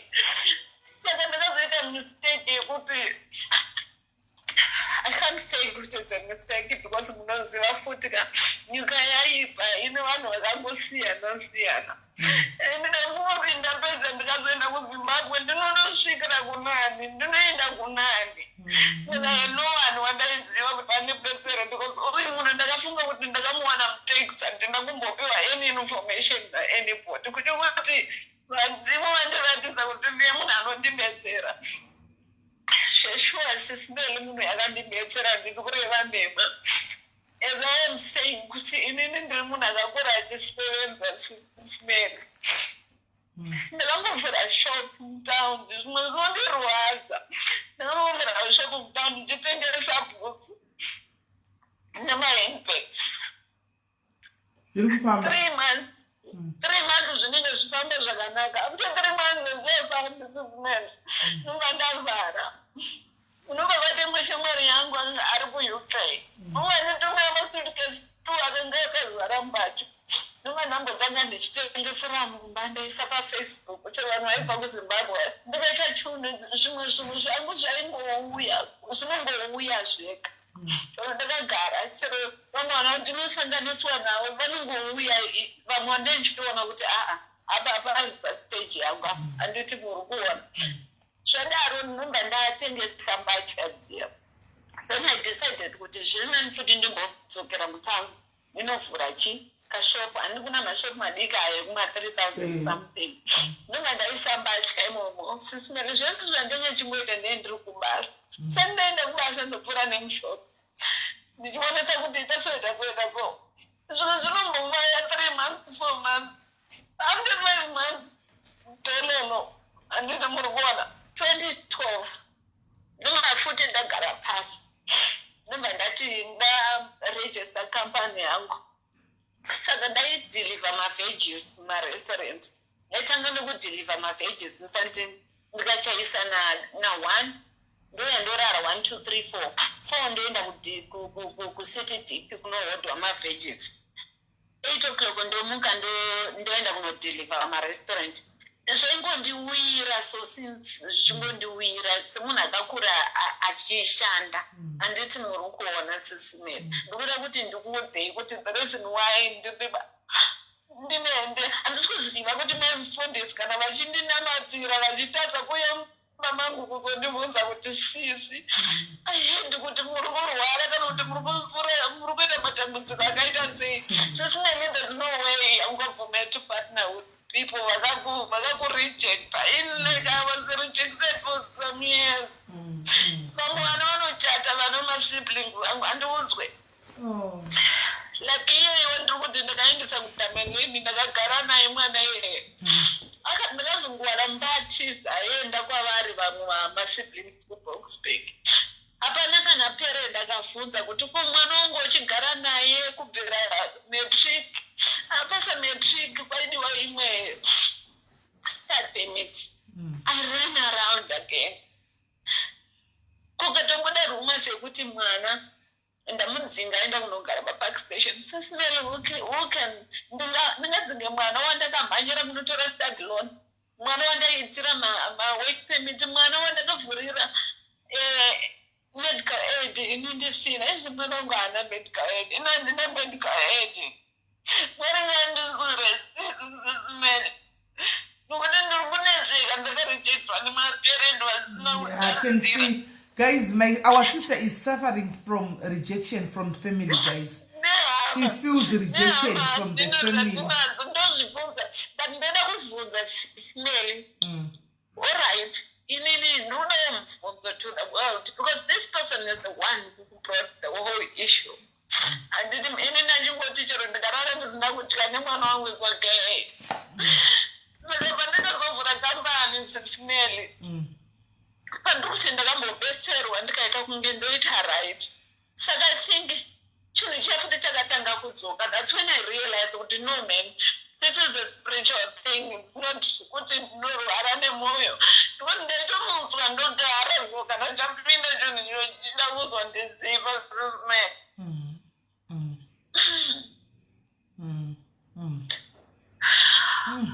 Right. No, my sister, I hear your story now very clearly. Guys, I hope our sister feels rejected. She was rejected by the whole family. I would feel the same way as well. From 2013 up to 2022, no sibling of yours comes to talk to you. Kana zvavakutaura izvi jiri chaizvo. Hakuna siblings inoyakuzokuona, unoti our problems. Une mwana, no one checks up on you. They know you are sick sometimes. Hapana mna nokuona anchika. And then SIS MELLY 30 days a month. I don't sleep. Because I think when Panambo Beteko at 2016, they knew good in it never happened. Become the 7th SIS MELLY 2018. Ndavura company yangu kumba vanhu vanopinda chicherudzi. Savada. Oh, ndosaka savada. Yeah, savada mama. SIS MELLY vamwe ndotovatumira mafoto ndichitoona mwana avhura. But truly speaking guys, I wouldn't choose a church over my child. That cannot happen. No matter which church, I wouldn't choose a church over my own child. Hazviitiki. Kune vanhu vachivanhu comment section vanda zvemachemberi. You can relate anti. Muri kutoza kutaura ka it's not a normal circumstance. Ende muri kutaura tanzi kana chivanhu chiri pauri chinokushungurudza, chinokutambisa nhova. Andimona, chinokutambisa nhova sezvaita kuti 1 minute basa, the next minute hapana kusemwa nemunhu wese wanga achiseka naye, the next minute ari kumupandukira. Kungodai kana chivanhu chiri pauri, handinyatsikuziva munhu zvezvivanhu, but listening to quite a few stories zvichitaurwa, unotoona kutoti ndozvachinde chivanhu. Ati ndizvo. Explain futi on the SIS MELLY. Zvinoitika, yes, chivanhu sei chichikutambudza. Chivanhu chinotanga kukutambudza because with what I've learned from the journey which I'm going through, because I don't think because it's something which is very difficult to handle. And it's my honor. Plus, chinozoitika kuti mhepo dzakaipa dzinenge dzisingadi kufumurwa dzinouya dzichipedza simba mudzimu uyoyo kuti uzokurwira zvakanaka you can't because ndine handina kupedzekwa matara angu. Izvozvo zviri kuitika SIS MELLY ndambobetserwa ndakashanda ndikavhura kambani yangu ndeconstruction uchokuti pane mhingo dzakaitwa kuti nani panobuda kumirira ndakatenga mota sismeli mota yangu aisevenza ndakabudza ndiri nezuro pandakabudza ipada kuti andigadzirisa moto can't believe it kuti ndakadetserwa namekeni wandisingazive kandigadzirira moto yangu ndakati handina kana sendi kuti ndandigadzirira moto yangu yakazungwa sismeli aisevenza munhu wese anouya ndingachida achiti mota ikisiri to me but it cannot go and work. And this year zviri kuitika sismeli ndezvokuti izvo. What happened is we had a recession last year on July. Saka I sit down and say, all right, zvona chimboita company because 2018 ndakaita company ikatofamba kusvika ndaseva mari yekuti nditenge mota. Anoonekwa kuti she's hardworking. She's hardworking. Anotoonekwa from the way she's narrating a story. Oh, what she went through. Arikutaura nyaya dzebusiness. I did this. Chikadai chikavhara. Ndakaita chakati chikavhara. Ndakaita chishopu chakavhara. Ndichinda kubasa. Anoonekwa shombonide rocket science. She's a hard worker. But zvinhu zvake izvozvo zvinomuvharira kuti atsvage zvikuitika, right? Saka pane problem now is how would she go and start with her parents kuti avaudze, because already she was going through some stuff ngumakore saya and they never bothered kumutsvaga kuti vati kunoku zviri kufamba sei. Saka kuti agadzire zvinhu izvi zvinodawo futi vabereki kuti varipo anovatanga sei. Aiwa sismeli hazvinetsi but handina mari yekuti ndinopedzisa vanondivharira. Ndakakudza kuti last year ndakazowedzera amwe maservices angu because instant loan in a season handiti maona taretrenchwa kuvhara go. Ndakati okay, let me add some of the services and ndikaita construction. I sit down sismeli zvimwe zvinongondiwira ndakagara. I sit down ndikatanga construction sismeli ndaiwana mabasa. Ma-complexes if I go and represent myself there. Ndakanga ndine ma-complex 3 aizangwa kusainwa muna January. Right, vabereki machembere ari mucomment section please, can you not help this lady? Machembere ari mucomment section please, can you not help this lady? I've seen vanhu vakonda chibatsirwa panapa izvozvizvi zvemachembere vamwe zvemachembere izvi ndaona muchibatsirana pakawanda stereki muchitozofara. Can you not please help this lady? Because ari kuti akatanga kuitwa zvinhu zvacho zvokugadzikwa chinhu chaimboita kunge chakumuuraya chaimudhonza mweya chikapera, but haana kupedza. Handiti ndofunga zvine maprocess haana kupedza. Can you not please, hanzi you were born for greatness iwe. Yes, mukatarisa zvinhu zvaanoti ndakabata zvichiparira, she is a great person. I think akabatsirwa zvinhu zvake zvinonyatsoendeka zvokuti they will see. Vachapedzisira kumuti zvakaromba antimaona. Saka izvozvo zviri kuitika kasismeli vanonditi nini muroyi asandinisezvinazvo I'm convinced to one room. Kwasekuru chatu kwamuri kutaura kunoda mari. Kwasekuru chatu kunoda mari. Handiti tikureva vanhu vanoita zvemachembere. Machembere chaiwo chokwadi guys, musadedze machembere ekunyeba imi. Machembere chaiwo emachokwadi. Handitika vanoita machembere chaiwo chaiwo. Handiti echokwadi vanokwanisa kubatsira mukadzi ushu kuti zvinhu zvake zvigadzirisike zviende, vanomupa guidance kuti chidai. Because presently problem yake ndeyemari. Nai Bridget Kapinde, kwatsvatu kwamunotaura kuZimbabwe kunoda mari yekuti aende. Tsvatu wacho haiti mahara, tsvatu wacho anoda mari. Handiti panotoda mari. Tiri kureva machembere acho iwayo asingabhadharisi. Handi kuchembere munoda kutenga maraisi here nemauyu nemadrinki. Muchirani. Yes, sismeli ndisiye yakaoma vaitoda kundiuraya ele mwana wangu. Handisi kuziva sismeli kuti ndichapona here because ndamoshingirira asi zviri kundiomera. Okay. Handi security acho dambudziko rakadai vanobatsira for free. All right. Saka vanowanikwa kupi security acho racho?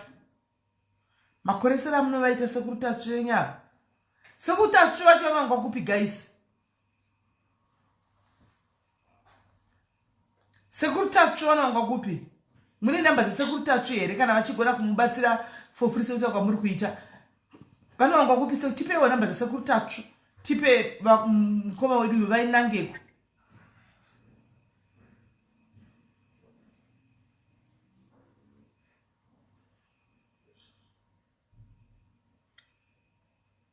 ndipewo namba ka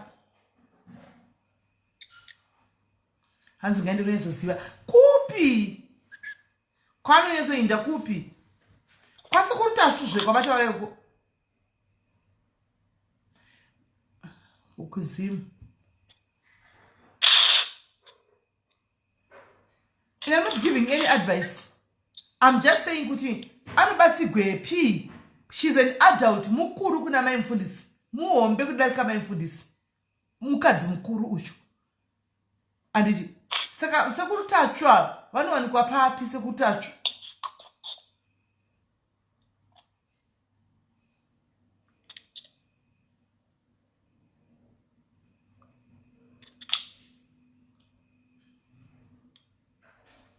Hands vari kuharare kola. Are you prepared to muchinda kuharare kwacho kutaugwa?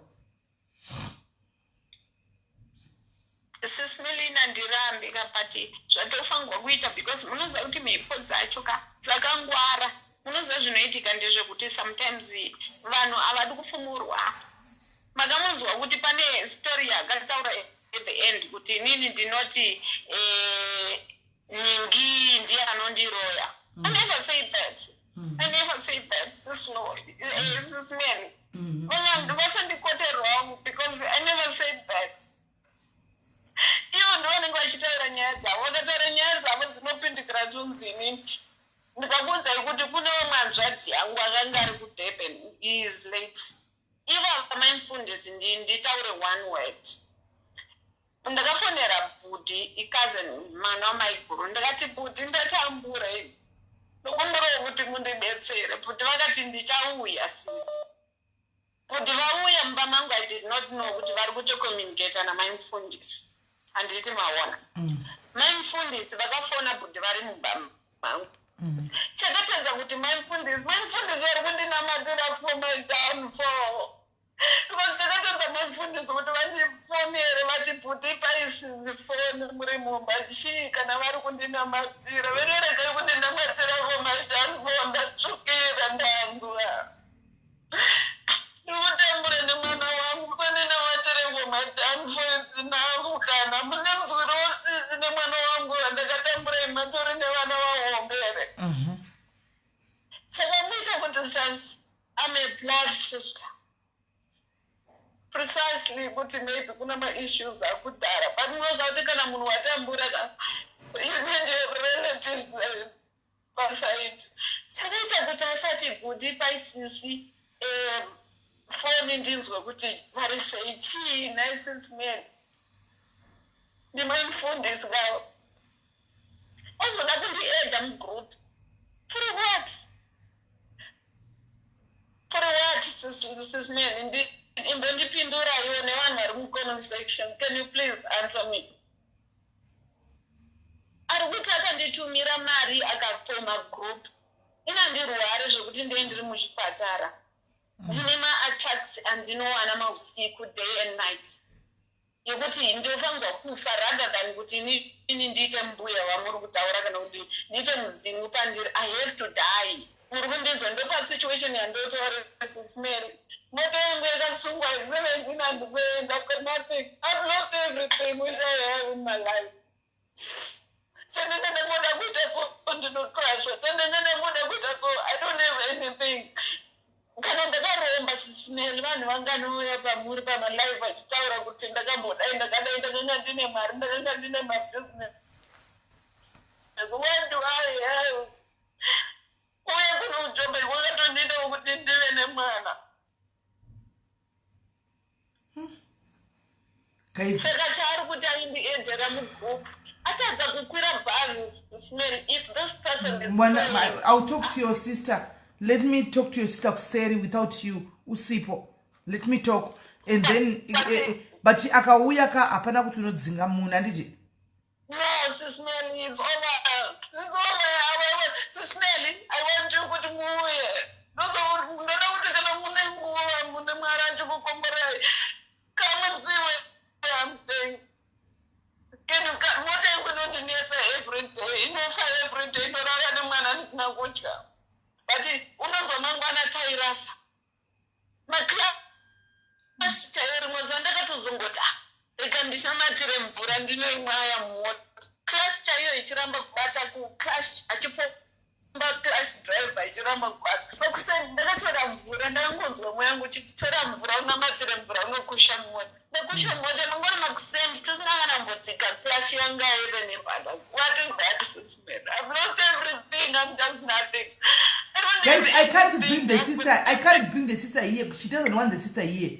The sister also is saying nenio and kwanza kunitaure pa social media ndachitaura nekuseri kutitega kuti ambosaenda siwake. She has been through a lot, everyone. She just needs a support system. She needs her sisters right now. She needs a family. She's alone. Even if my friend is wakasapindira mazviri, just tell her kuti it's okay, my sister. It's going to be okay. It's going to be well. My sister, my friends, I know you are watching. Hold on, my sister. I know you are watching, and I know we love God. We don't believe because Bible says kuma Pentecostal korinoti kwatiri chiti kwatiri chivanhu chima demon tinozvi understand, but your sister is under attack and you don't have to step away because your sister is under attack. Haasi kuzviitisa. I think you know your sister better than all of us 900 people who are here. And kuti she's a hard worker. According to you, and she worked very hard for her to help your mom. So you know very well kuti she's a hard working somebody, right? These attacks comes and you are there. You are now because you are married to a pastor. You don't condemn your sister. The Bible says, love your family. And you can never love God whom you don't see when you don't love your sister that you are seeing. No matter sisi vako ibenzi riri murodi, no matter sisi vako vatora radio kuti ndiri hure rinomira murodi, you love your sister. You love it. That's the love that is the commandment. The first commandment in Bible is about love. Then kana pasina rudo hapana chiri kuitika. She doesn't need your money. She doesn't need to come and stay with you. She only needs, you know what, my sister, whatever that you're going through, it's okay. Tipe mwana. Send the baby kuno kora iti usara wega umbogazira zvako uri wega. She can't suffer. Antika ari one ne mwana ane 12 years. Muripo vana maimfundisi. Mindfulness, no, it's not okay. I am talking about you because you might hold on, my sister. Let me finish. Mindfulness. You know better. Why I'm addressing this to you? Because I know you are watching and you are listening. And so we are very free to address you. And mwana wako hapana via hapana mpimbira. Vana wamwechete mwana wako. And akanzi afanasi uyu ndiwo musara pavana. Andika iye iwo kanzi wafanasi anogonza musara pavana. Please, mwana wako hana kuita chivanu. Mwana ari kusafa na mai vake. Asina uchivanu chaanosiva. These people are sleeping with hunger sometimes. They go to bed hungry with nothing to eat because zvinenge zvichivhara. Muchidya henyu muri kwamunenge muri. This is not right, my sister. God will never bless you.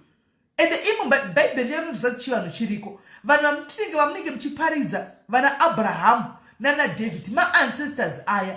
Let's be honest, let's call a spade, guys. Those are ancestors, guys. We don't have them. Atinavo pano. Vanhu vakasofa kudhara, but we still praise them. Mwari Abraham, Mwari Isaki, Mwari Davida. Antika, my ancestors, we still talk about them. We still pray using their names. And it zviri kumuza zviri pahari hana kukumbira. I know kuti unotya Mwari. Antika, unotya vanhu.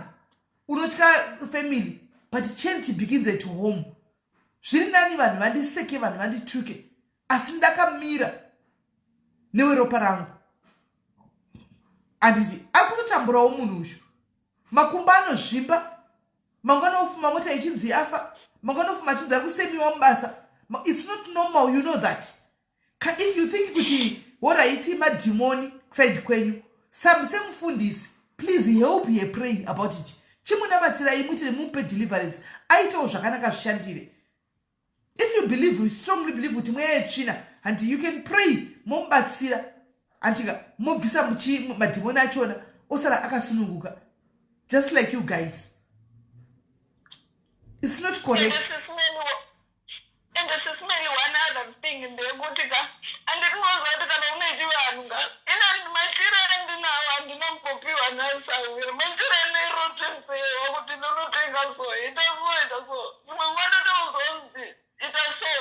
but because of it makes the spiritual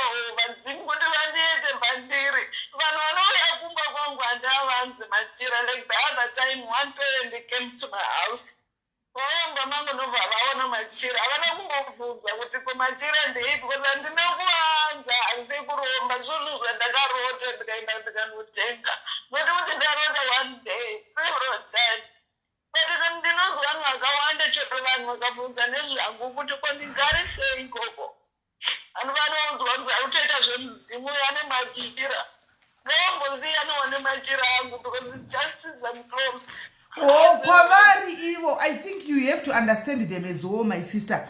When they heard kuti une machira vakura kusavadha, kwavari avazi understand. Remember kusavadha hazviko, handiwana. So kwavari vanenge vachitofunga kuti machira aya yamweya yetsvina, handiwana. Avazvizivi, savadha haizvizivi, haiite zvinhu zvakadaro chechimavo. So kwavari SIS MELLY vaninayo masiblings vanofamba vabvunanga. Wo vanofambawo? Vabvunanga imbiri chete ravanenge vachivhara naro.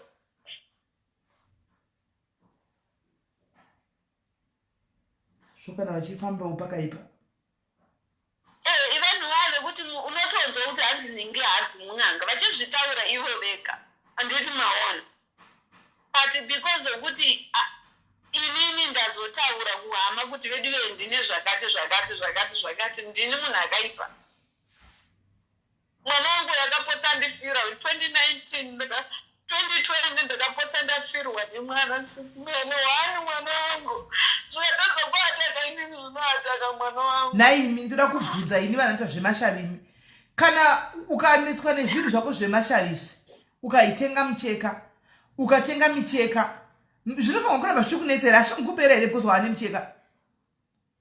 Hauna kupedzerwa matare SIS MELLY kusimbisa mudzimu kuti so that zvinhu zvinenge zvakaipa. Ane munoziva mufamily kuti mufamily munobatwa. So obvious vamwe vanenge vatoona kuti pane zvaitika zvakadai. Those are the attacks. Zvinouya zvichiataka zvichitikirira kana kutotsipika dzipu racho. Nditi maona. So zviri kuitika manje zvikutsipikwa kwandakatoitiwa. Kutsipikwa because pandakambobetserwa kaSIS MELLY ndaitopiwa history yekumuzvekwedu kwaMkutu. Ndikatotsvaka vamwe ndakanga ndamudziwa ndikatowawanda. Zvino kana yanye kutambudzwa doro imuchiona zvakadai guys angamubikira doro ndiani? Kana muchiona zvakadai masawira aripo anogona kubika doro asi handina mari. Oh, mari hauna yekubika doro. Machembere batsirai umwe wenya wane mari yekubika madoro. Machembere muri comment section batsirai umwe wenya wane mari yekubika doro please. Machembere batsirai umwe wenya wane mari yekubika doro machembere please. Machembere batsirai umwe wenya wane mari yekubika doro kana muine mari yekubika madoro please. Mbetserei wane kubika madoro machembere. Pakaipa. Imari saka mari dzekubika madoro zvo imari. SIS MELLY because I thought kuti maybe vachandiratidza kuti ndinoenda kunani but ndoramba ndakangotsikirigwa havachakwanisi kuti vandibetsere vandirwire. Ndinoziva kuti ndakapedzera kuenza muna January till today ndakubonetseka nemwana wangu ndiri ndega. Dezai fufusoko guys, dezai fufusoko. Hanzi mari from is has to be from Zvino mari ingabudi kufamily masavadha guys. Kufamily hakuna chinobuda masavadha uko. Kwa hivyo ogadzikwa pane hama dzake. Zvino makutondi confuse wese. Makutondi confuse wese. Agadzikwa nehama dzake zvisingari kuzviwa.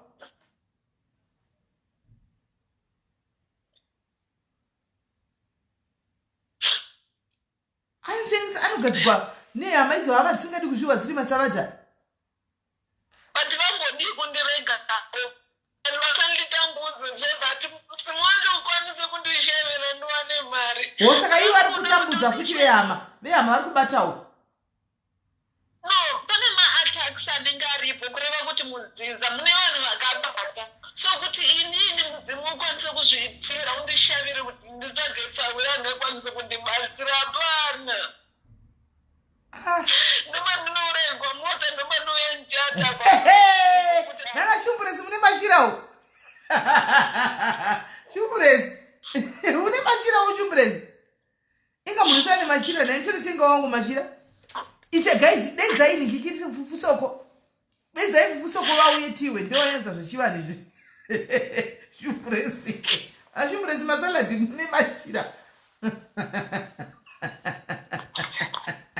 shumbu denzai vanhu guys denzai fufusoko wauye pano tiwe kuti ndivanogona nyatsomubatsira zvinhu izvi tinyatsonzwisisa gamu zvinoda ndichataura naye kuseri uku kusimunin'ina wake ndichataura naye kuseri but for now toda vanhu tikwanise kumubatsira kuti zvinoitwa sei aseka shumburesi kwaineni mumachira angu zangondisesa kuti izvo munhu wese zvaane machira naye jesu ai unoona nei ndatombotyenza dzinyaya dzenzimidzi andiseti namune machira unoona sei kugazi kuti une mudzimu naini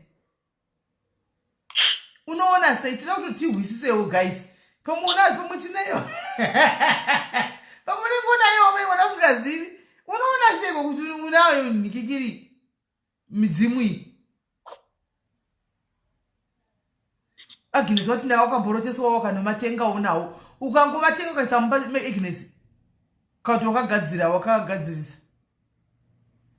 uyu hanzi naimbotashato saka zvazvakuivhuvhanyoka mukati adhidangu akani namba yekufona munoiziva wani namba yekufona munayo fonai musafone hanzi unotaura wega zisimeri unenge uchipe handisitaura hangu ndoga handisitaura hangu ndoga unoroteswa unorwariswa hamuna simeri mudzimu inokutsvaga yega kana usina kutogadzira mudzimu kana usina kutogadziriswa mudzimu unoraya just kutorwara saizvozvo pana kola uye ati giving us we are not giving you kana 1 rand kwaichi use we are kwaichi the last time I had nightmares okay alright phone guys number zekufona dzema calls munadzo number dzema calls munadzo number dzema calls munadzo phone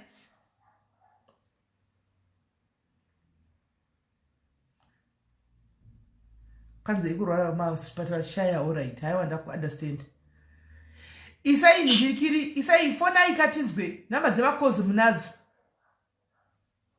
thank you ishbel thank you poda pani tanogona kubatsira apa hello sis Melly ndeipi ishbel maini sorry kai ishbel muri sei jena andiraita muri sei ndokumbura kutaura nakole no problem Kola hauna zvaunorota here zvinoenda nemudzimu wako hauna zvaunorota here zvine maererano nemudzimu wako zviri kuitika muchembere ndezvekuti handiti munoziva kuti kana pasvika mudzimu kana mumusha kana pane munhu anenge achibata obvious akutoziva kuti chii chiri kuitika pauri hondo dzinouya dzakawandisa handiti maona asi ndiri kubvunzira pakuti unoziva here kuti chekuti utsvagire masawire anokususukidza vamwe vanokusvibisira unonzi dzimu rako unozviziva mudzimu unofanira kuuya utaura zvaunoda kune vamwe chaivo vanotobikirwa madoro vanotoudzwa nedheti rekuti bika doro musi wakati kuhope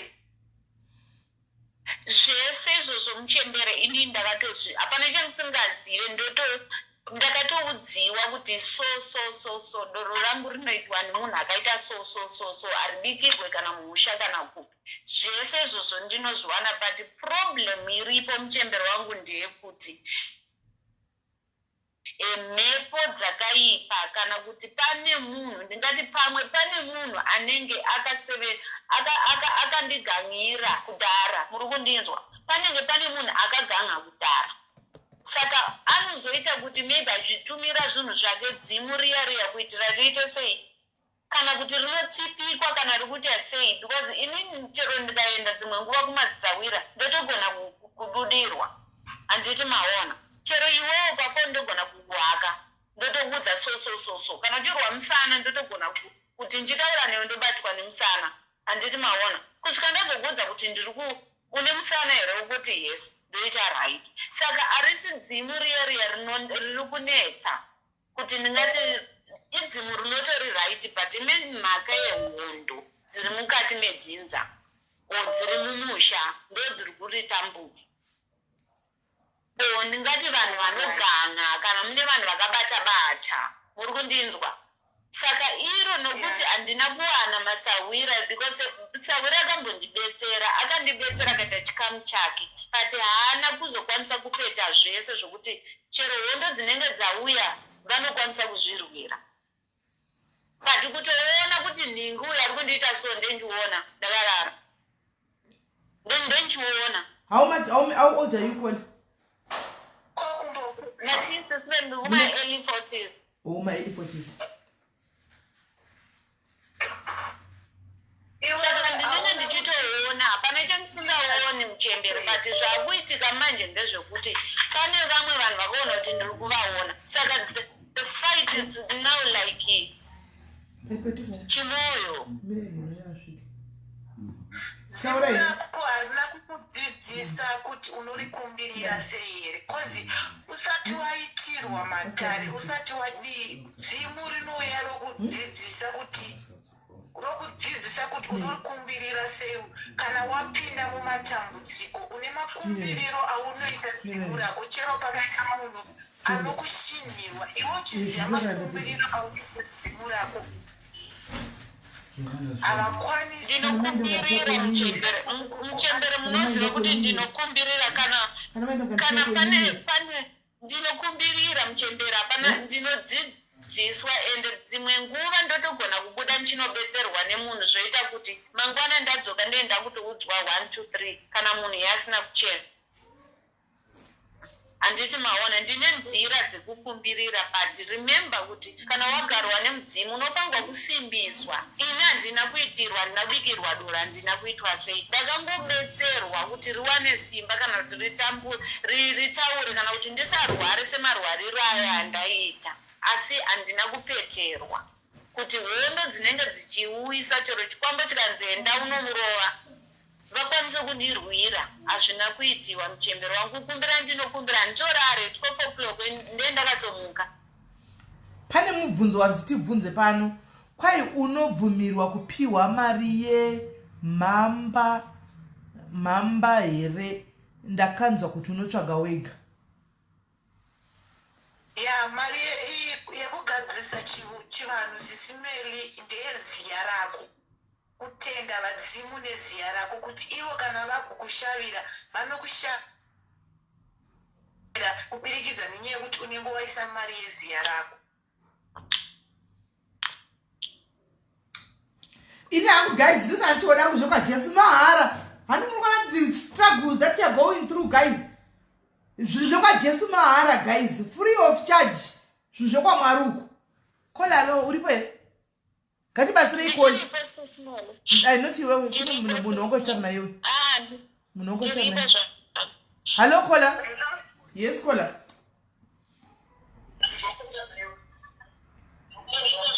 Kola hello. Yes taurai muri muchembere taurai nemwe muchembero. Isineli. Ana muchembere avanje. Muisani. Muchembere. Yebo ma ndoda kuvhunza kuti muri kuti dzimu wenyu wakataura ndizvo ndizvo wakataura panani ma wakataura pana ani sawira vaimbondibetsera aiwa ini ndoda kukukorektai muchembera titi nokuti unobetsaana handimuchembere because the family is running away from me. Chero ndikaenda panasawira vakati ndini sekuru ane ndakaita so. Hapana family yekuti aiwa takambonzwa zita. Inzwai muchembere. Handiti toda kudzidzisana pamatare. Mudzimu kana uchitaura. Panofanirwa kunge pane hama inokonfema kuti izvi ndizvo. Why ndiri kudaro? Chikwambo chinouya semudzimu. Ngozi inouya semudzimu. Yes. Handiti. Izvozvo ndinozviziva izvozvo because pese pandinofamba munozva zvinozoitika kamuchembere. Hazvizvo kuti rinotaura kuti riite dhipi richitaura madzita kana kuti chii. Handiti maona. Vanogona kungototaura kuti imo mhuri mamuri kureva imomo makata so. Hapana family muchembere. I've spoken almost 20 vanhu vandakafamba because unounderstand kuti there's no way ungati pekutanga mudzimu unenge uchimbosuspecta kuti maybe zvinhu zvakadai but masawira anenge achitokudzwawo kuti zvakamira so dzimu ripo but pane chiripo chakadai kana kuti pakaita so. I don't want to go deeper. Handiti muri kuona kuti zviri public mangwana I understand you. But ndoda kuti munditeerere. Muri kundinzwa? I understand you. Ivan, right? Ndoda kuti mupanzwisise. Nhau dzemudzimu munoomberera chikwambo okuomberera ngozi. Muchiti mudzimu. Right? Saka the reason why chivanhu uchiona chichinzi matare aya aunoona doro rinobikwa richibikwa nemadzisawira anonzi matendo. Harisi doro rako raunofanirwa kubikirwa remumusha unenge uri mumusha mako. Hauitirwe doro kwemusha nokuti mudzimu wemumusha. Muri kupanzwisisa? Ya ndiri kukunzwai muchembere but handiti zvinoitika muchembere ndezvekuti teererai muchembere handiti ndoda kukupai task yekuti muite right. Yes. Kumbirirai kumachembere ane tsitsi. Muri kundinzwisisa? Kumbirirai kumachembere. Chibva imadzidzisa tonezvita sei? Ndinokumbirawo kubvunza muchembere wangu ka ndimbokubvunzawo mama. Kumbira machembere because pakatanga paitanga kuuya machembere ndaitobatwa musana. Zvinozoita kuti ndokumbira kubvunza alright. Kana dzimu rakatsipikwa what do you do? Dzimu rakatsipikwa pane vanhu vakatoona kuti apa pabuda dzimu but voritsipika kuti risafanirwe kunge vachindinzwa kana kuti vachiita sei because pane madzudzu anenge aripo. Muri kuona kuti rakatsipikwa nokuti imimi hamuna backup yevanhu vanofanirwa kuti vachikubatsirai panhau yemudzimu vanova ivo. Inzwai let's say vabereki venyu varamba, you can find hama yekwababa venyu bhiti tete bhiti because chinoitika muchembere. Hazvireve kuti vabereki venyu havazvizive zvechivanhu. Vanhu vanosiya vachitendeuka vachienda kunhauzi chechi. Get me right there. Hakuna mubereki asingazive chivanhu. Baba venyu vanotoziva kuti kumusha kwenyu kune chivanhu but vakadecide kuenda zvechechi. You get me? Ndoti mutinzwisise. Vanenge vakadecide hapana pamungamuke mimi muchinzi mudzimu baba venyu vasingazivi.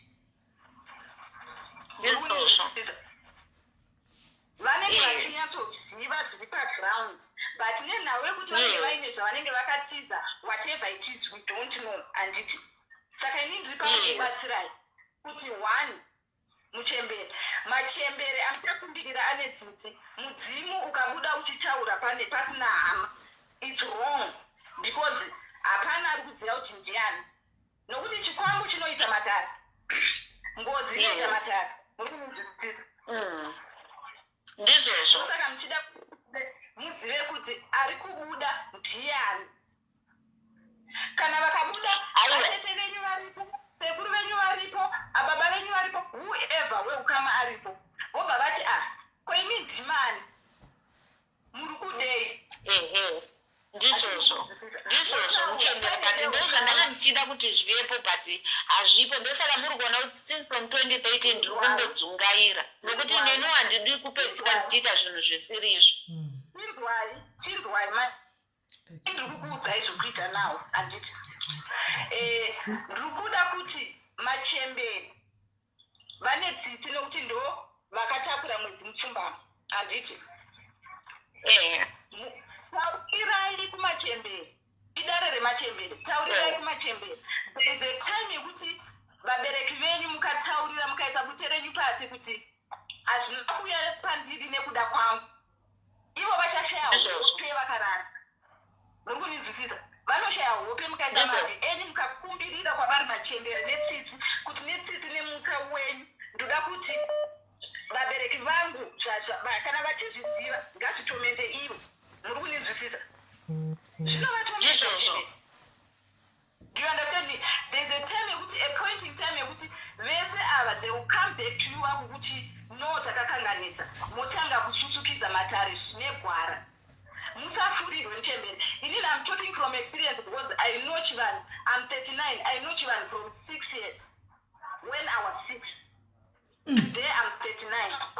Ndakakurira muchivanhu hazvireve kuti ndinoziva zvese no but inini ndikungokuudzai kuti kumbirai kumachemberi netsitsi musatsvagirwe mari ivo vanokupai makwati when the time is right musamhanyire kuti doro who told you kuti vati vada kuitirwa doro izvezvi muri kupanzwisisa no ende moziva kuti mudzimu paropa pako iwewe hazvinei nemafuko mafuko kuti vashama regei tivavhare muri kuninzwisisa. Saka anokumbira sei ndoda kuti akumbire kumachemberi handiti 3 zuva rodoka or 3 makuseni akumbire tsitsi ngaakumbire tsitsi kumachemberi vamunzwire tsitsi 3 makuseni 3 kwakunoedza omuka oita zvefodya anochuza kuti 3 makuseni kusvika kuma6 7 kana kuti anoda zuva rodoka achidii achitaura achikumbirira otsvaga mutombo kana butere matare akumbire tsitsi dzemachemberi machemberi ese edzinza machemberi ekwamai vane tsitsi okumbira kuti vave netsitsi naye nesituation yakatarisana naye okumbirira kuti ndikukumbira imimi ndinowanda kuisa kumberi ini ndikuteera kumashure kwenyu ndikukuisai kumberi ini ndakungoteera madzimba enyu imimi ndimi muchanotomenda vanhu vese vari involved kuti vave vazondibatsira imimi chivapai ivo kuti vave vanova kumberi kwenyu imimi moita step back. aiva ndikuzvinzwa 3 zuva rodoka to 6 zuva rodoka kwete 3 to imi compensation kwete 3 zuva rodoka kusvika makuseni imi sismen anotsvaga nguva dzaanoda kuti aidha andakumbira na3 andakumbira na4 alright wakutaura manje saka anokutanga na3 kubva pana 3 kusvika na6 andi alright nondoda kutobvunza kuti saka 3 hours dzainge achitaura kuti kudii foji yacho anenge achiiwa neprogram achingodira pasi achitaura kuti chii 3 hours nandoda kutobvunzawo aiwa taura zvinonzwika saka iye zvaanoita ngaakumbire kumachemberi achikumbirira tsitsi oita iwewe muchemberi woita step back woteera matsimba avo oti machemberi ndiri kukuisai pamberi nokuti ndo vachanotaurana nasoro jena uri kupanzwisisa ndizvozvo woti ndakuisai pamberi ndakuisa zvinhu zvese mumaoko enyu ini ndaita mhwere chindirakidzai gwara inini ndini chasvika kune vese kana varipo zvechokwadi vachakunzwa chiemo chako ndizvozvo handiti saka ndo zvandoda ngokudzai for now kumbirirai kumachembere vave nemweya wetsitsi wekuti vabate vabereki venyu as long as iripo mudzimu yakachena kunyangotsipikwa sei vanenge vachikunzwa. saka manje vabereki muningina zvaari mufundisi akateerera panazo manje kunonzwa vaberekere kuti musahwe muri kutokumbirigwa muri kudai because zvinozoitika sesimeli handiti munoziva kuti pane zvinenge vanhu vanenge vachibata-bata munhu iyeye tinenge tatomuchenjedza futi remember that kuti pasvika mudzimu pane vamwe vanhu vane vanenge vakabata vasingadi kupfumurwa. Asi uyu kola muchemberi ari pafoni ari kuti chero mudzimu uyo ukaita munhu wakatsipika sei, andi kutsipika ndokuvhara. Chero pakaita munhu akatsipika sei, mudzimu wakoyo kana wakachena pasina chakaipa unotomira newe chete. Ndozvaari kutaura ati ndizvo. Unofanira kumira newe. Ndizvozvo. Unofanira kutomira. Ndichachikumbirira kumachemberi. Kumbirira. Wotokumbirira mai mwana nhasi nevola. Une mudombo here? Mudombo. Handina mudombo asi ndina rubute. Alright. Muri kuona vese vanasisi venyu vamuri kuita vanasisi venyu nokuti vanoenda kuchechi. Kana mudzimu as long as uri wemumusha naivo vanoenda kuchechi ko vachazova mufundisi vachive vachizopfugamira futi nemi panenge pachiitwa madare pamusha. You cannot run away from these things. Hey. Muri kupanzisisa whether vaenda kumusha zvichavatevera ivo kubva kuna sisi vako kuna namai vako zvichazovatadzisa kurara ndozvichazokunza ivo vokuza kuti kotadii kumbofamba. Ivo unongomirira wesa zvese kuti ana soro jena machemberi dare iri ndakusirai mumaoko enyu, inini ndakungoteera matsimba, inini chivai pamberi. Trust me muchembere, kana mudzimu wenyu uriko uchinzi munawo unoita something. Ndizvozvo muchembere, because zvinoitika futi ndezvekuti muchembere problem uri kundinzwa here. Problem yandinayo ndeyekuti kukanaya ndinoluza sight yekuti ndenjitonzwa panapa chiro ndikafamba ndogona kungofamba ndichiti munhu akanzwa musoro kana kuti chii. Ndine problem yekuti kukanaya kukakwidibira maziso angu hauone zvakanaka. Ipapapa hatisi kuita kamatare pafoni handiti. Inini ndingori iyoyo. Remember kuti munana soro jena mune machembere, vavhimi, vashavi, vemadziva zvichienda zvakadaro. Muri kupanzwisisa. Saka umwe neumwe anotongoona kuti step ine direction yake. Because why? Sometimes vanenge vanonokera. Ende chinhu chamunofanira kuziva kuti chivanhu is just like, ndangopa example, munoona kuti unovengwa unoitirwa zvinhu zvakawanda wanda handiti, because unenge usati wasutsukidzirwa matare akaperera. Saka munotoexpecta kuvengwa, ende musawane munhu anokuti ari kukupai mari yekuti muite wedha matendo wedha muda kuita duro. It's either ichabva kune vabereki venyu kana kuti imi dzimuchazvitsvagira mari yekuti muite duro renyu.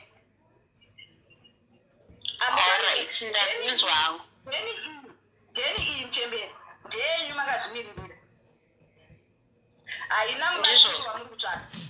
Muri kunzwisisa? Muri kutoita jeni iyoyo makazvimiririra nevanhu vakagara pamuri vavo ndovamuri kuchemera kwavari. Kana varipo zvandakudza kuti varipo zveshuwa vachida kuti muite zvamunoda kuita, vachavhura nzira, vovhura way yekuti vabereki venyu there's a lot of cases ekuti vabereki vanenge vachiti hatidi kunzwa nazvazvo, but at the end of the day vanozokwanisa kuuya vozoita pitch in because machembere aenda akanotaura nemweya wekuti vakabereka vanoenda vonotaura kuti aiwaka hamuregeri mwana achitambura. Saka ivo vachakoishana kwavo nekuti wedha vanoenda kuchechi vanoita sei, munhu wese as long as une mutupo unotori nevanokuchengeta. Do you understand? Ndizvozvo. Saka ivo zvaunoita irira kumachembere ako, wotaura nemachembere ako, vanoita tsitsi nokuti vane mweya, ndosaka vachinzi vanosunga mutya, because vanosunga ndeembereko, vane kuchengeta vekwana mai handiti, vekwana mai vane tsitsi. Machembere ekwana soro jena anobekera vana sekuru vane mweya wetsitsi. Muri kupanzwisisa? Ndizvozvo ndiri kukunzwa. Saka handizive zvese, handingati ndinoziva, handizivi zvese, ndinotodzidzawo, ndiri pakudzidza, but ndakudzwa kuti inini matare kola munorapa here? SIS MELLY. Totaura magrupu. Aiwa, tiudzewo kuti vasiri matambudziko edu. Tine matambudziko ari kutinetsa. Mutibasireiwo machembere. Malo. SIS MELLY. Regai ndikuudzei chokwadi. Handiti. Ndaibatsira. Asi ezvino ndakareka. Chii chakaitika? Hapana chakaitika. chucho kungotaura chokwadi sisimeli vanhu vanodheerera zvega. aiva iwo unoti havada kudhererawo here slave queen rakaita sewo kuda ndichinzi kwaani munorapiwa ndosvika pobuda munhu akaita sewo kudai ndingatoti anozoti ndinotaurati guys Ismail, nditava kuinbox kwenu ndombokuudzai jeni ndokutumirai mafoto ndokurakidzai zvinhu because from 6 years kusvika pandiri panapa uchinoitswa nazvo my life has been a journey. It has been a journey Okay. from 6 years and it was a journey until now. Saka ini chinongonditi hangu kuti chandiri kukwanisa kuita nawo kungobatsira madhayaris mautoraramba yakona madhayaris makoma namba 8 zvaizvino sisimeli handi musaone a lot of people vamwe varimo munhikiri menyu handiti sisimeli ini ndongozama kubhalansisa kuti being a business woman being machembere being me hati muri kunzwisisa being me saka there's a time yekuti unoona kuti kana munhu ari achida help yekuti ndinomugaidha spiritually kungomudza kuti this is how you go about it but imi machembere mai ndo pamunongorifaniso ndepapapa pakudai imachembere munenge like zvakaita iwewe uri mudhayari handiti unoita tunhu twako mudhayari hadhayari zvimwe zvinoenda mune muchichiona kwamuti udzi kuti apa pazodai apa pazodai tongoudzwa noicheche vhudhendimachishina sisimeli kunotera ihope sisimeli ndaona zvakati imi machembere mune munocheketa munoviga zvinhu zvamunenge muchitionera munovigire izvo zvamunenge muchitionera mire ndikudze sisimeli zvinoitika pahope ini ndogona kukuroterai sisimeli handiti being machembere anoziva chivanhu ndinoenda padare pangu handiti kundirotesa kureva kuti kana vachikurotesa ngavakupe nesolution yekuti unoitira munhu yeye asingazivi. It's just like munamato wamunoita handiti munomuita imimi between imimi namwari wenyu ndakurotai sisimeli ndinosvika ndoti machembere ndadzorera makope kana iri njodzi wakukumbirira kuti zvisaitike semutoo iwoyo handiti wokumbirira kuti zvisaitike ende haasi ese makope ese zvinoitwa sisimeli zvokuti unoona vanhu vachiposta makope vachitaurira hope dzako isecret yako kana usina kunzwisisa hope dzako unodzokera kumachembere kuti udzirai ndadzosa kwamuri dziri kurevei kana uine machembere vari pauri vagere pauri vanoziva zvavanoita vanodzoka vachikududzira kuti dzarevei hatisi dzese hope dzaunopenengura kune vanhu izvozvo hatizvizivi nokuti munhu wese anongoti nemagurupu azara ndazorota ndazodai pane mamwe matara asingadi kufugurwawo apa hatiri kunzwisisa matara asi ekufugura apa zvokuti takuenda zvezvo sori ndakupinda magadheni evanhu sori ndakupinda magadheni evanhu chivanhu chaicho chaicho chatakakura nacho tiine 6 cents hakuna machembere ane 5 cents anoziva chivanhu anonoita kuita kunge mbereka pasocial media wakati wakapfeka machire vakuru that's nono matikola ndiri kuti sisimeli hakuna midzimu inopenengurwa pazvivhitivhiti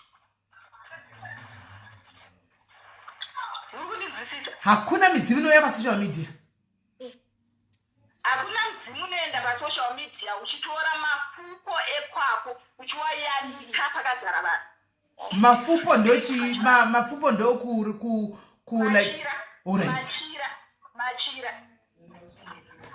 machira kuna zvinhu amunotaura zvinorovesa izvi heya hazvirovesi ndikudze chokwadi chechivanhu akakudzai ndakakura from 6 months ndosaka muchiona zvinoti kana uchida kubatirwa matare echivanhu akadzika enda kunzvimbo dzaunoziva kuti hakutorina foni vanhu vava havana foni sisimera havana mafoni havaneni chekuita nemafoni havaneni chekuita nekuti ndoda kuzika ukaenda kumachonyonyo vekuti vakaenda vakamusumira newe paninga rinovhurika muri kunzwisisa kwete ezvino zvekuti ezvino unoona ndiri muchembere nyingi pasocial media ndiri muchembere nyingi hakuna muchembere wechivanhu anofumuka pachivhitivhiti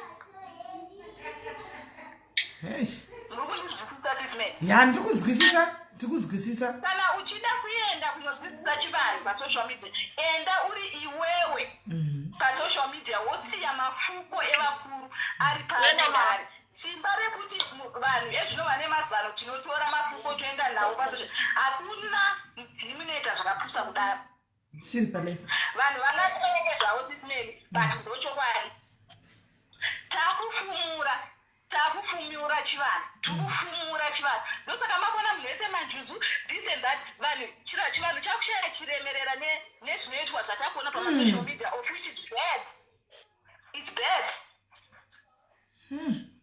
handi muri kunzwisisa saka inini ndingoti pakuti sisimeli tikagadzirisa vanhu vakagadzisa chivanhu chavo ko munodi kumboita gurupu renyu remachembere ramunotsiurana rekuti munai hazvisinyo izi here mumboita gurupu renyu rinenge rine machembere ramunokwai kutiktok vakazara machembere nekuinstagram ramunotsiurana anditika inini mukandiona ndichienda kugrupu normally my face is off unongochimuona zita ndosvika ndodzidzisa kana pane zvekudzidzisana mukati aipishi ini ndodzidzisa ndobuda because kudzidzisana kungodzidzisana right kola ndokumbira kuti mnin'ina ndokumbira kuti panhamba dzangu dzatinotaura kuwhatsapp dzedze undibati timboita show toda kuti timboyazodzidzawo zvizere nokuti tatove neconfusion sure nenyaya idzi nokuti 1 minute mafanana nevanhu vari kuzvimwira doro ravo vari munyika 2 minutes hatichahwisisi memuchiti mukudzidzisa chivanhu antika urikuona tikutora twakakurira kubva 6 years zvichikunetsa ndopo wakatanga zvinhu izvaniti isusu tunispeak kutaura chokwadi isi vamwe takazvarigwa mumachechi antika emweya for that matter tikakokurira imomo handitika asi tinoda kuzozviunderstandawo zvinhu izvi nokuti sometimes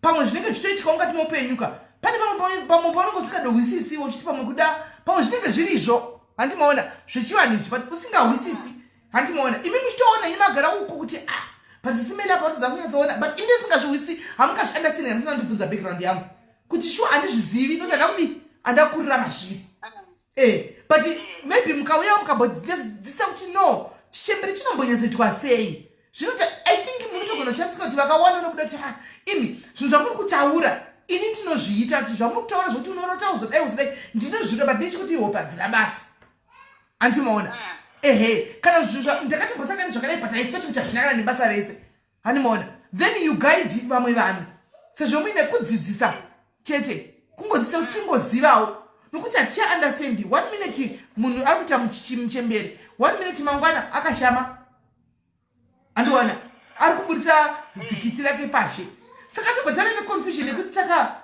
machembere acho ari kuda zviri kumbonyetsa kufamba sei chaiko chaiko machembere acho naa ndechihure here kana ndechi zvakutinetsa alo kola yes kola ndikobata iwe papo zvamuri kutaura mira chimbonzwa muningina chimbonzwa vagara taura henyu vagara vari pafoni aiwa anozoita zvinhu zvisizvo pachirakidza vanhu handiti imbereka dziya hadzina chekuita nemachembere because hakuna machembere anoburisa masini panoonekwa nevanhu vese hapana imbereka mbereka chii mbereka imhepo mhepo dzongodarikawo zvadzo mhepo dzongobvuta nokuti zvazvinoita sisimeni mudzimu kana uchiuya unouya usiri 100% clean unenge wakatakura netumwe tumhepo tunenge takasaraunda remember pane madzitete madzimbuya vanani vamwe vairoya vamwe vaiba vamwe vangu vari mahuri handiti saka mbereka dzedze because achiti madzitete vana madzimbuya ndosaka tizoti vakachena chete saka vave ndo vanokamurwa vai ndotumbereka tinenge tichikamurwa tuyatu tunongoteerera wosara mudzimu wakachena okay All right. Wasara mudzimu wakachena. Saka vai vanenge vachitaura munoziva kuti right. Hakuna muchembere anoita matare, muchembere anoziva chivanhu anoita matare ekuti ndoda kuuraya munhu. Yeah, andisada ndikuda show because tandisada kuvhundusikwa tandisada kuvhundusikwa kuti ndinokuuraya ukangondikurisira ndikutokugadzira ndiri kupechekwa ende munoziva zvinoita mina ndikudzira zvinoita vanje makambona kuti kana muromo une power naturally do you believe kuti a tongue is got power unoziya naturally kuti a tongue is got power muromo chaiwo chaunogona kuita nemuromo wako chinogona kuitika chero bhaibheri asi vanhu nemudzimu vanobhiliva kuna mwari handi ndizvo saka bhaibheri chaichara musika vanhu ndinototaura kuti a tongue is got power sometimes just because wanditaurira iwe wandivhundusira iwewo kuti ende Satan anoziva weak point yevanhu kuti the spirit of fear andika is the worst spirit ever. Then you wauya muchembero bva wandivhundusira ndoda kutokutamba yakapenga handiwana ukasadai ndodai inobva ndavhunduka kana ndavhunduka kudaro manje Satan akateerera handiwana he penetrates handika apenetrata papaya obva pokoti wamuvengi amene zvinongoita so pokoti wamuvengi anongobva mungo wotongoona kunge ndadoroiwa chero usina kuroiwa makambozvona munoziva zvinoitika sisimeri handiti pave pamunotyishidzirwa ndoda kuti munzwisise pave pamunotyishidzirwa nemunhu wokuziva kuti ndoda kukuroya ndoda kukuuraya ndoda kuti munyatsobanzwisisa munhu paanotaura munoziva kuti kudzinza nedzinza kune tumweya tunenge takatomirira panenge pakavhurika dhoo rekuti tiwe kuzowataka ndosaka zvinhu zvinonzi pachivanhu siyanai netsika dzekuti ndokuuraya gaisiyanai nenyaya yemasvosve muchembereso kwanonga achingozvitaurira hamuzivi muchembereso kwenyu kana makuziva muchembereso ko muchava understanda muchembereso kwanonga achingozvitaurirawo achikuza ndokurumisa nemasvosve dodai don't take it serious guys vanonga achizvitambira muchembereso ko handeikona munoona zvinoitika munhu anogona kutaura kuti ndokuuraya asi iye achitaura nezvamataura kuti mukutamba then mhepo dzedzanga dzakagara dzakakumirira kuti dzokubatira papi dzokubatira ipapo wakunangwa uropa yokunzi wauraya nhingi iwe hautori nachekuita nazvo nenhau yemuromo rurimi rwako nezvamunotaura ndozvinokutevera wakunzi mangwana unoroya apa hauna chaunacho unenge uchingozvitaurirawo zvako exactly ati murikuona saka mashoko edu sometimes ndo vanotipinza zvo zvanonzi rurimi runokupinza mutrabhu zvausingafungiri guys muri kudawo here dzidziso guys muri kudawo here dzidziso timbounganidza machembere ese panapa timbohwawo timboita clash of the machemberesi kuvangani vari kuida timbovapawo show yavo machembere vangani vari kudawo makurumidza kumwaya malavu nemalikes acho makatoimirira nai SIS MELLY through the journey which I went through. Zvinoitika kana chivanhu chagara pauri vadzimu vanokuchinja the real character yako yawakazvarwa nayo uchiinda mucharacter yemuchivanhu kana kuti character yakatosiyana necharacter yawakazvarwa nayo through the journey yaunenge wainda nayo yekuti kana munhu akasvika pauri inini ndakanga ndisina ndakakura ndiri munhu ari shamwari ndakakura ndisingazive kuti munhu kana achitaura ndinoteerera dzimwe nguva I could judge the person but through the journey yandakaenda ndeyekuti munhu akasvika nematambudziko ake ndinonyarara achitaura kusvika apedza so ndo zvinoitika muchivanhu kuti kana ukaona uchiita chivanhu wakufamba wakashama unototi chero ukapfeka suthrough dzimwe nguva unotonzwa kuti panapa ndakashama panapa handina kupfeka vasi kuzvifarira plus the character it changes you so kana wapinda muchivanhu usati wachinjwa character yako yaukanga uinayo kudhara to the character yokuti chero munhu akauya chichema unokwanisa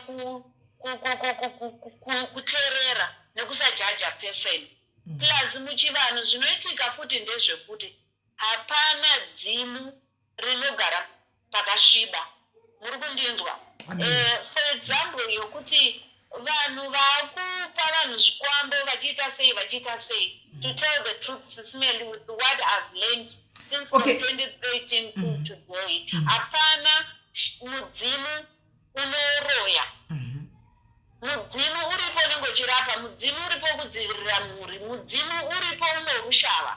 Saka vanhu vatinoona vamwe vakuita zviri extra, unokwanisa kuona kuti vanhu ivo vakutorapa neexperience yavakamboita vachatanga matare, because kana uchitanga matare unotanga zvakanaka, but udyirwa nekuda zunhu nekuda mbiri ndozvinozoita kuti vanhu vawedzerere.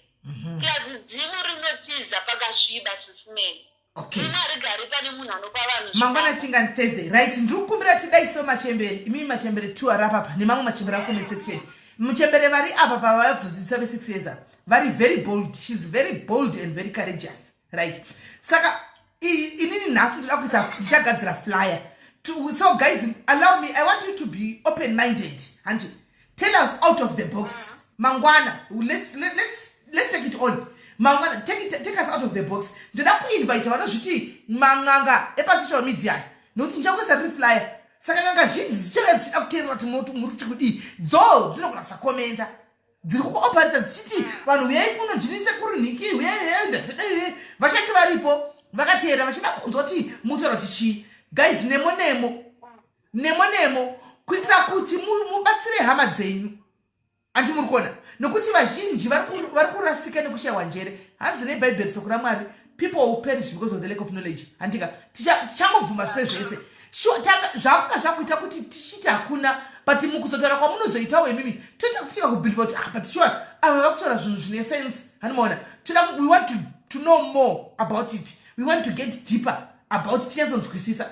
So nemo machembere murimo, kana muchiziva machembere mama munoziva mucomment section ari powerful asingatauri zvawo. Mamunzwa ati chiuyu ati kana chienda palife inini handibuditse face yangu. Mamunzwa ndinotovhara. Yes, Brit ndomwe mchembere kao. Ndomwe mchembere Brit wakoma wangu muchembere futi. Saka machembere ese tukokai mangwana kudare renyu remachembere. Machembere ose mangwana tukukumbirwa kuti muye pano padare renyu remachembere. Handizi tema yakusunungukirai ngatingoti probably tikati nguvai tema yakusunungukirai. Tuti nguvai. Tikati 1 masikati dzakaipa.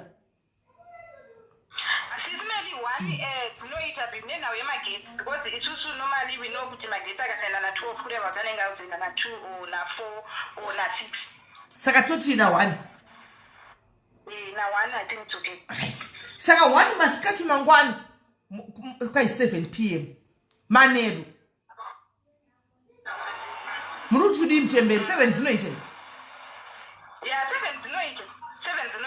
Right. Saka ngatiitei manheru. Ngati aiwa mangwana vanogadzirisana hanzi vachita ho zvakanaka fani. Zvakanaka chose kana vakata ho vanogadzirisana. Vachakonana. Yes, vachakonana chaizvo. Vogadzirisana futi. Isusu kuchair meeting. Hanimaona. Saka machembere ose amunoziva guys in comment section 800 people who are here 7 manheru. Please udzai machembere mamwe ari silent aya utasingadoziti muchembere. Mukatomuona zvaara munga believe kuti muchembere. Andimaona amukato believe kuti muchembere. Saka vakawanda vakadaro machembere ndakati si zvawo achingotevererawo zvaanenge achingoonawo asinga comment achingotaura. Mangwana tuda kupa voice rekuti vataure mukana vachitsiurana vachidzidzisana. Andika vachitotsiurana futi zvakare mukukorana imomo. Saka 7 manheru munhu wese anenge aripo andika tobatana panguva idzodzo machembere vouya vachinokuti sure confusion muvanhu yanya ndofunga mangwana ka muchatobatsira vanhu vakati wanene kuti vanga vachida kuisasi kuti zvaizvo confusion inobva yatokanganisa zvinhu zvese zvafana nemachechi mazuvano. Mufunge vanhu vanoda kuenda kunonamata asi kokuinda vanhu vachazivi. Handi munoona chokwadi chakanaka kokuinda vanhu vachazivi nokuti uku kwaipatiwa minana kwaitwa mvura yaitwa mafishi oil vaida uku mangwana kuitwa minana indakazosvika vabvunza mubvunzo pano ndikati sei zviprofita zvichingori zvikomana zvitukutuku izvi zvose zvongori zvitukutuku zvikomana hakuna chine 35 chine 36 zviri ma37 below zviri kumbonyatsa kufamba sei. Saka Mwari haachadere vanhu vakuru otoonoti pane tori neera ipapapa pane zviri kuitika. Animaona pane zviri kuitika. Saka confusion guys truly speaking the truth between iri kwese kuchikristu uku iriko kuchivanhu uku iriko. Saka mangwana is the day antika rekuti kana uri muchembere uchiziva kuti uri muchanzi network inoramba kubata I don't know why hamusi kukwenyu here kuchando kumazuva my sister kana toda kunowisawo nhasi palive kuti mvura inozoita oili inozoita kuimweri zvakatanga sei zvikufamba sei asi mangwana tichazobedzawo futi vanhu vari muconversation vanoziva kuti zveshe rimwe day vombouya chokwadi ngachitaurwe guys chokwadi ngachitaurwe chimwe chinhu SIS MELLY chiri kuitika with the journey which I'm on now zvinoitika ndezvekuti inini zvandakaonawo hapana n'anga inoti munhu wapinda mudare otibata neapapa zviri kuitika muvanhu because of people are greedy vanhu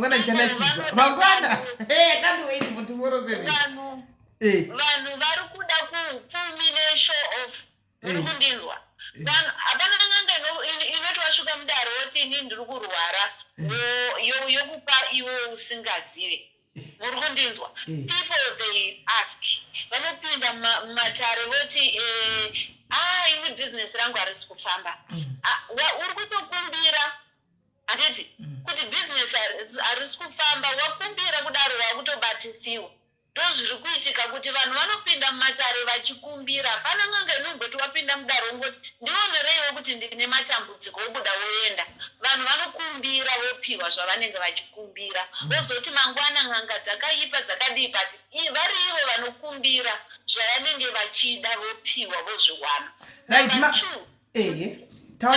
zvinoitika futi zvinoitika ndezvokuti what I've learned, hapana munhu asina chipo, a gift of working, a gift of kuti uve nemari. But zvinozoitika ndezvekuti mumadzinza matakazvarwa munenge mune vanhu vanobata vanoshandisa vamwe vanhu. Saka iwe chipo chako chiye chaunacho kuti ukwanisewo kuti uve nezvakanaka hachisipo because chakatorwa neumwe munhu. Handiti hapana mushonga wemari. It's your luck yawakazvagwa naMwari kana kuti luck yaunenge wakapiwa nevemudzinza mako. Hapana vanhu ngavarege kufamba mun'anga vachiti vanoda miti yemari because hapana mushonga wemari. Mushonga wemari it's you working. Uchisevenzesa chipo chawakapiwa naMwari chinenge chiri pauri. You rather go mun'anga uchiti nditarisire zvinhu zvangu hazvisi kufamba pamwe wochenurwa pamuviri pako kuti uchene mhepo dzakaipa. Ndo zvatiri kuda kudzidza mangwana because kuchainda munga kwachona imomo maakuhlisa nekuti tinombohwa kumafacebook apa vamwe vanoita vemachemberi vachiti unonotorerwa mari akako saka zvakunesa tichira vanoda kuenda vanoenda kupi nokuti mari akacho ari kunza nodii anotorwa zvakare mukufambawo hanimaona saka mangwana aiwa maitenyi muchemberi muri muchemberi chaichaiye nokuti pamauya 1 madzikamisa sisi vedu avanga vari munin'ina wedu uchu anga akabatikana anga achibatiko zvinonyatsoona kuti ave asununguka wamubatsira asununguka she's now akutobatsirawo panesu kutokontributa zvimwe zvinhu zvatatisingazivi ndochekuti anga tu tatozosvika pakuti tatoziva zvakawanda nezvenyaya idzi kuti zvinofamba sei nokuti nokuti chirikuitika ndechekuti chikuita chekuti both kumachemberi nokumachechi kunotori neziera ziguru ende pano padiaries if we don't address that guys isusu handiti imi madiaries we are the bold ones if we don't address it tinenge tichingosekerera titi isocial media majokes haakufara hatimaona kusocial media kuchinzi kwai macooking oil akuti mvura yakuisa macooking oil uko vanhu vachirowa bag hani muri kuona vanhu vachirowa bag pachitwa masaramusi vamwe vachidzi zvakati misoro yegora misoro yemadzikiti ichishandiswa handimaona tichingosekera chikuti ane zvekusocial media hei makapenga vari kuti mavaona neningirikiri vamwe vachitaura zvoti kwai ndakazoenda kudenga ndikataura naMwari tichisekerera handimaona tichisekerera abomination yakadaro saka we need to talk about these things guys truly speaking we need to talk about this. We need to talk about this. Mangwana no Netflix na 7 true Leo. Hakuna Netflix mangwana 7. Tinenge tiri pano padare. Netflix muchaiona maskati. Tinenge tiri padare mangwana chero chakapedza na 10 as long as tadzidza machembere daidzai machembere guys, chero ugere kumba kwako kuna mbuya vako vanoita zvemachembere vasina Facebook account, please gara navo mangwana, tida kudzidza. Ndichameka sure ndata mafoni akati one day tsatsvaga mafoni ana Kelly osisa number apa munhu unoenda pafoni yake tichinyatsonzwisisa because taneta guys, hatichazivi takumachembere takungofumurwa takushaya chimiro nezviri kuitika kunze, unotonyara kuti ndiri machembere neunhu hwevanhu kunzoko. Aiwa Diana Messi abatsirirwa, kona abatsirwa atoudzwa kunzi kumbirira handika kubva na3, saka ndofunga kutanga nhasi achakumbirirawo kubva na3 dzaudzwa dzedzamakusendisvara 6 otsvaga time okumbirira kuti zvaudziwa kuti ndida mari iyi hanzi afanira kupiwa nemunhu, anofanira kuzvishavira ega mari yake, kuzvitsvagira mari yake handika, nekuti vachembere kana kuri kuti midzimu chaiyo hanzi inofanira kunyevenutswa mwoyo yevabereki, vanokwanisa kutomutsvaga vega. Andimaona kuti mwanangu kouripi kuti akwanise kupuzira nyaya yake, nokuti hanzi havana utsinye, tadzwa kona achidaro. Saka toda kuzowisa kuti ava vanenge vane utsinye. Pane vamunoziva vachembera ndivo vane utsinye imimi. Hanomaona wokuti chera chitaure dai so achitaure kudai unoona kuti face iyi unoona zimuzimu, hausi kuona munhu, unoona chimwe chinhu chichakagara muchipemise pemunhu kuti chii chiri pamunhu ucho. Hanomaona zviri kuzobva nekupi izvozvo.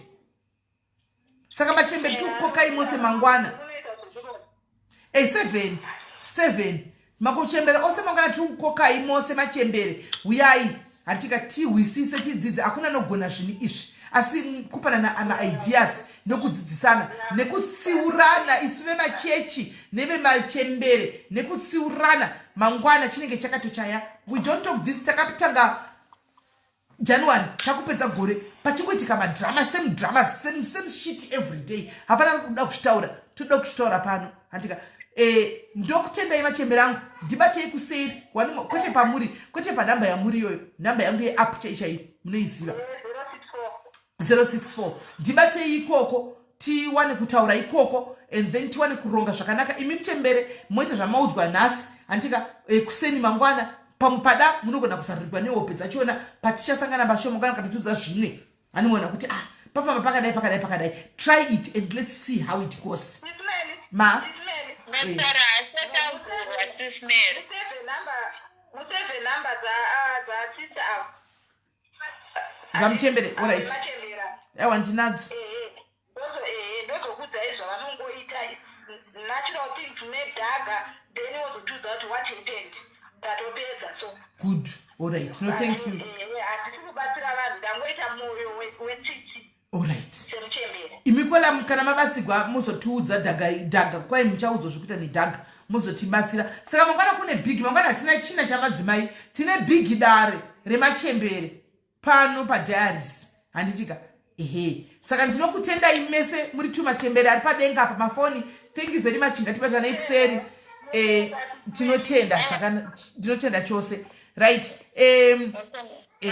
Totaura kuseri right. Imimi vari mucomment section tinokutendai zvakare. Mangwana tinosangana nemi padare guru ramachembere pano pasocial media, dare rekuti nekudzidza nokutsiurana nekuziva chokwadi zvizere pamaererano nenhau dzemachembere idzi kuti zvinofamba sei. Hanzi handisi kurapana kola, I'm just helping kuti akwanise kugadzira zvinhu zvake. Hanzi mazano ndakamira kurapa mamudzi achitaura kuda mangwana kana muzodza munogona kuzomukoni tichagona tichamsika mangwana tichiona mamwe mafizika tisingafungiri achibudikira kuti tinotorapa tikati tichamsika.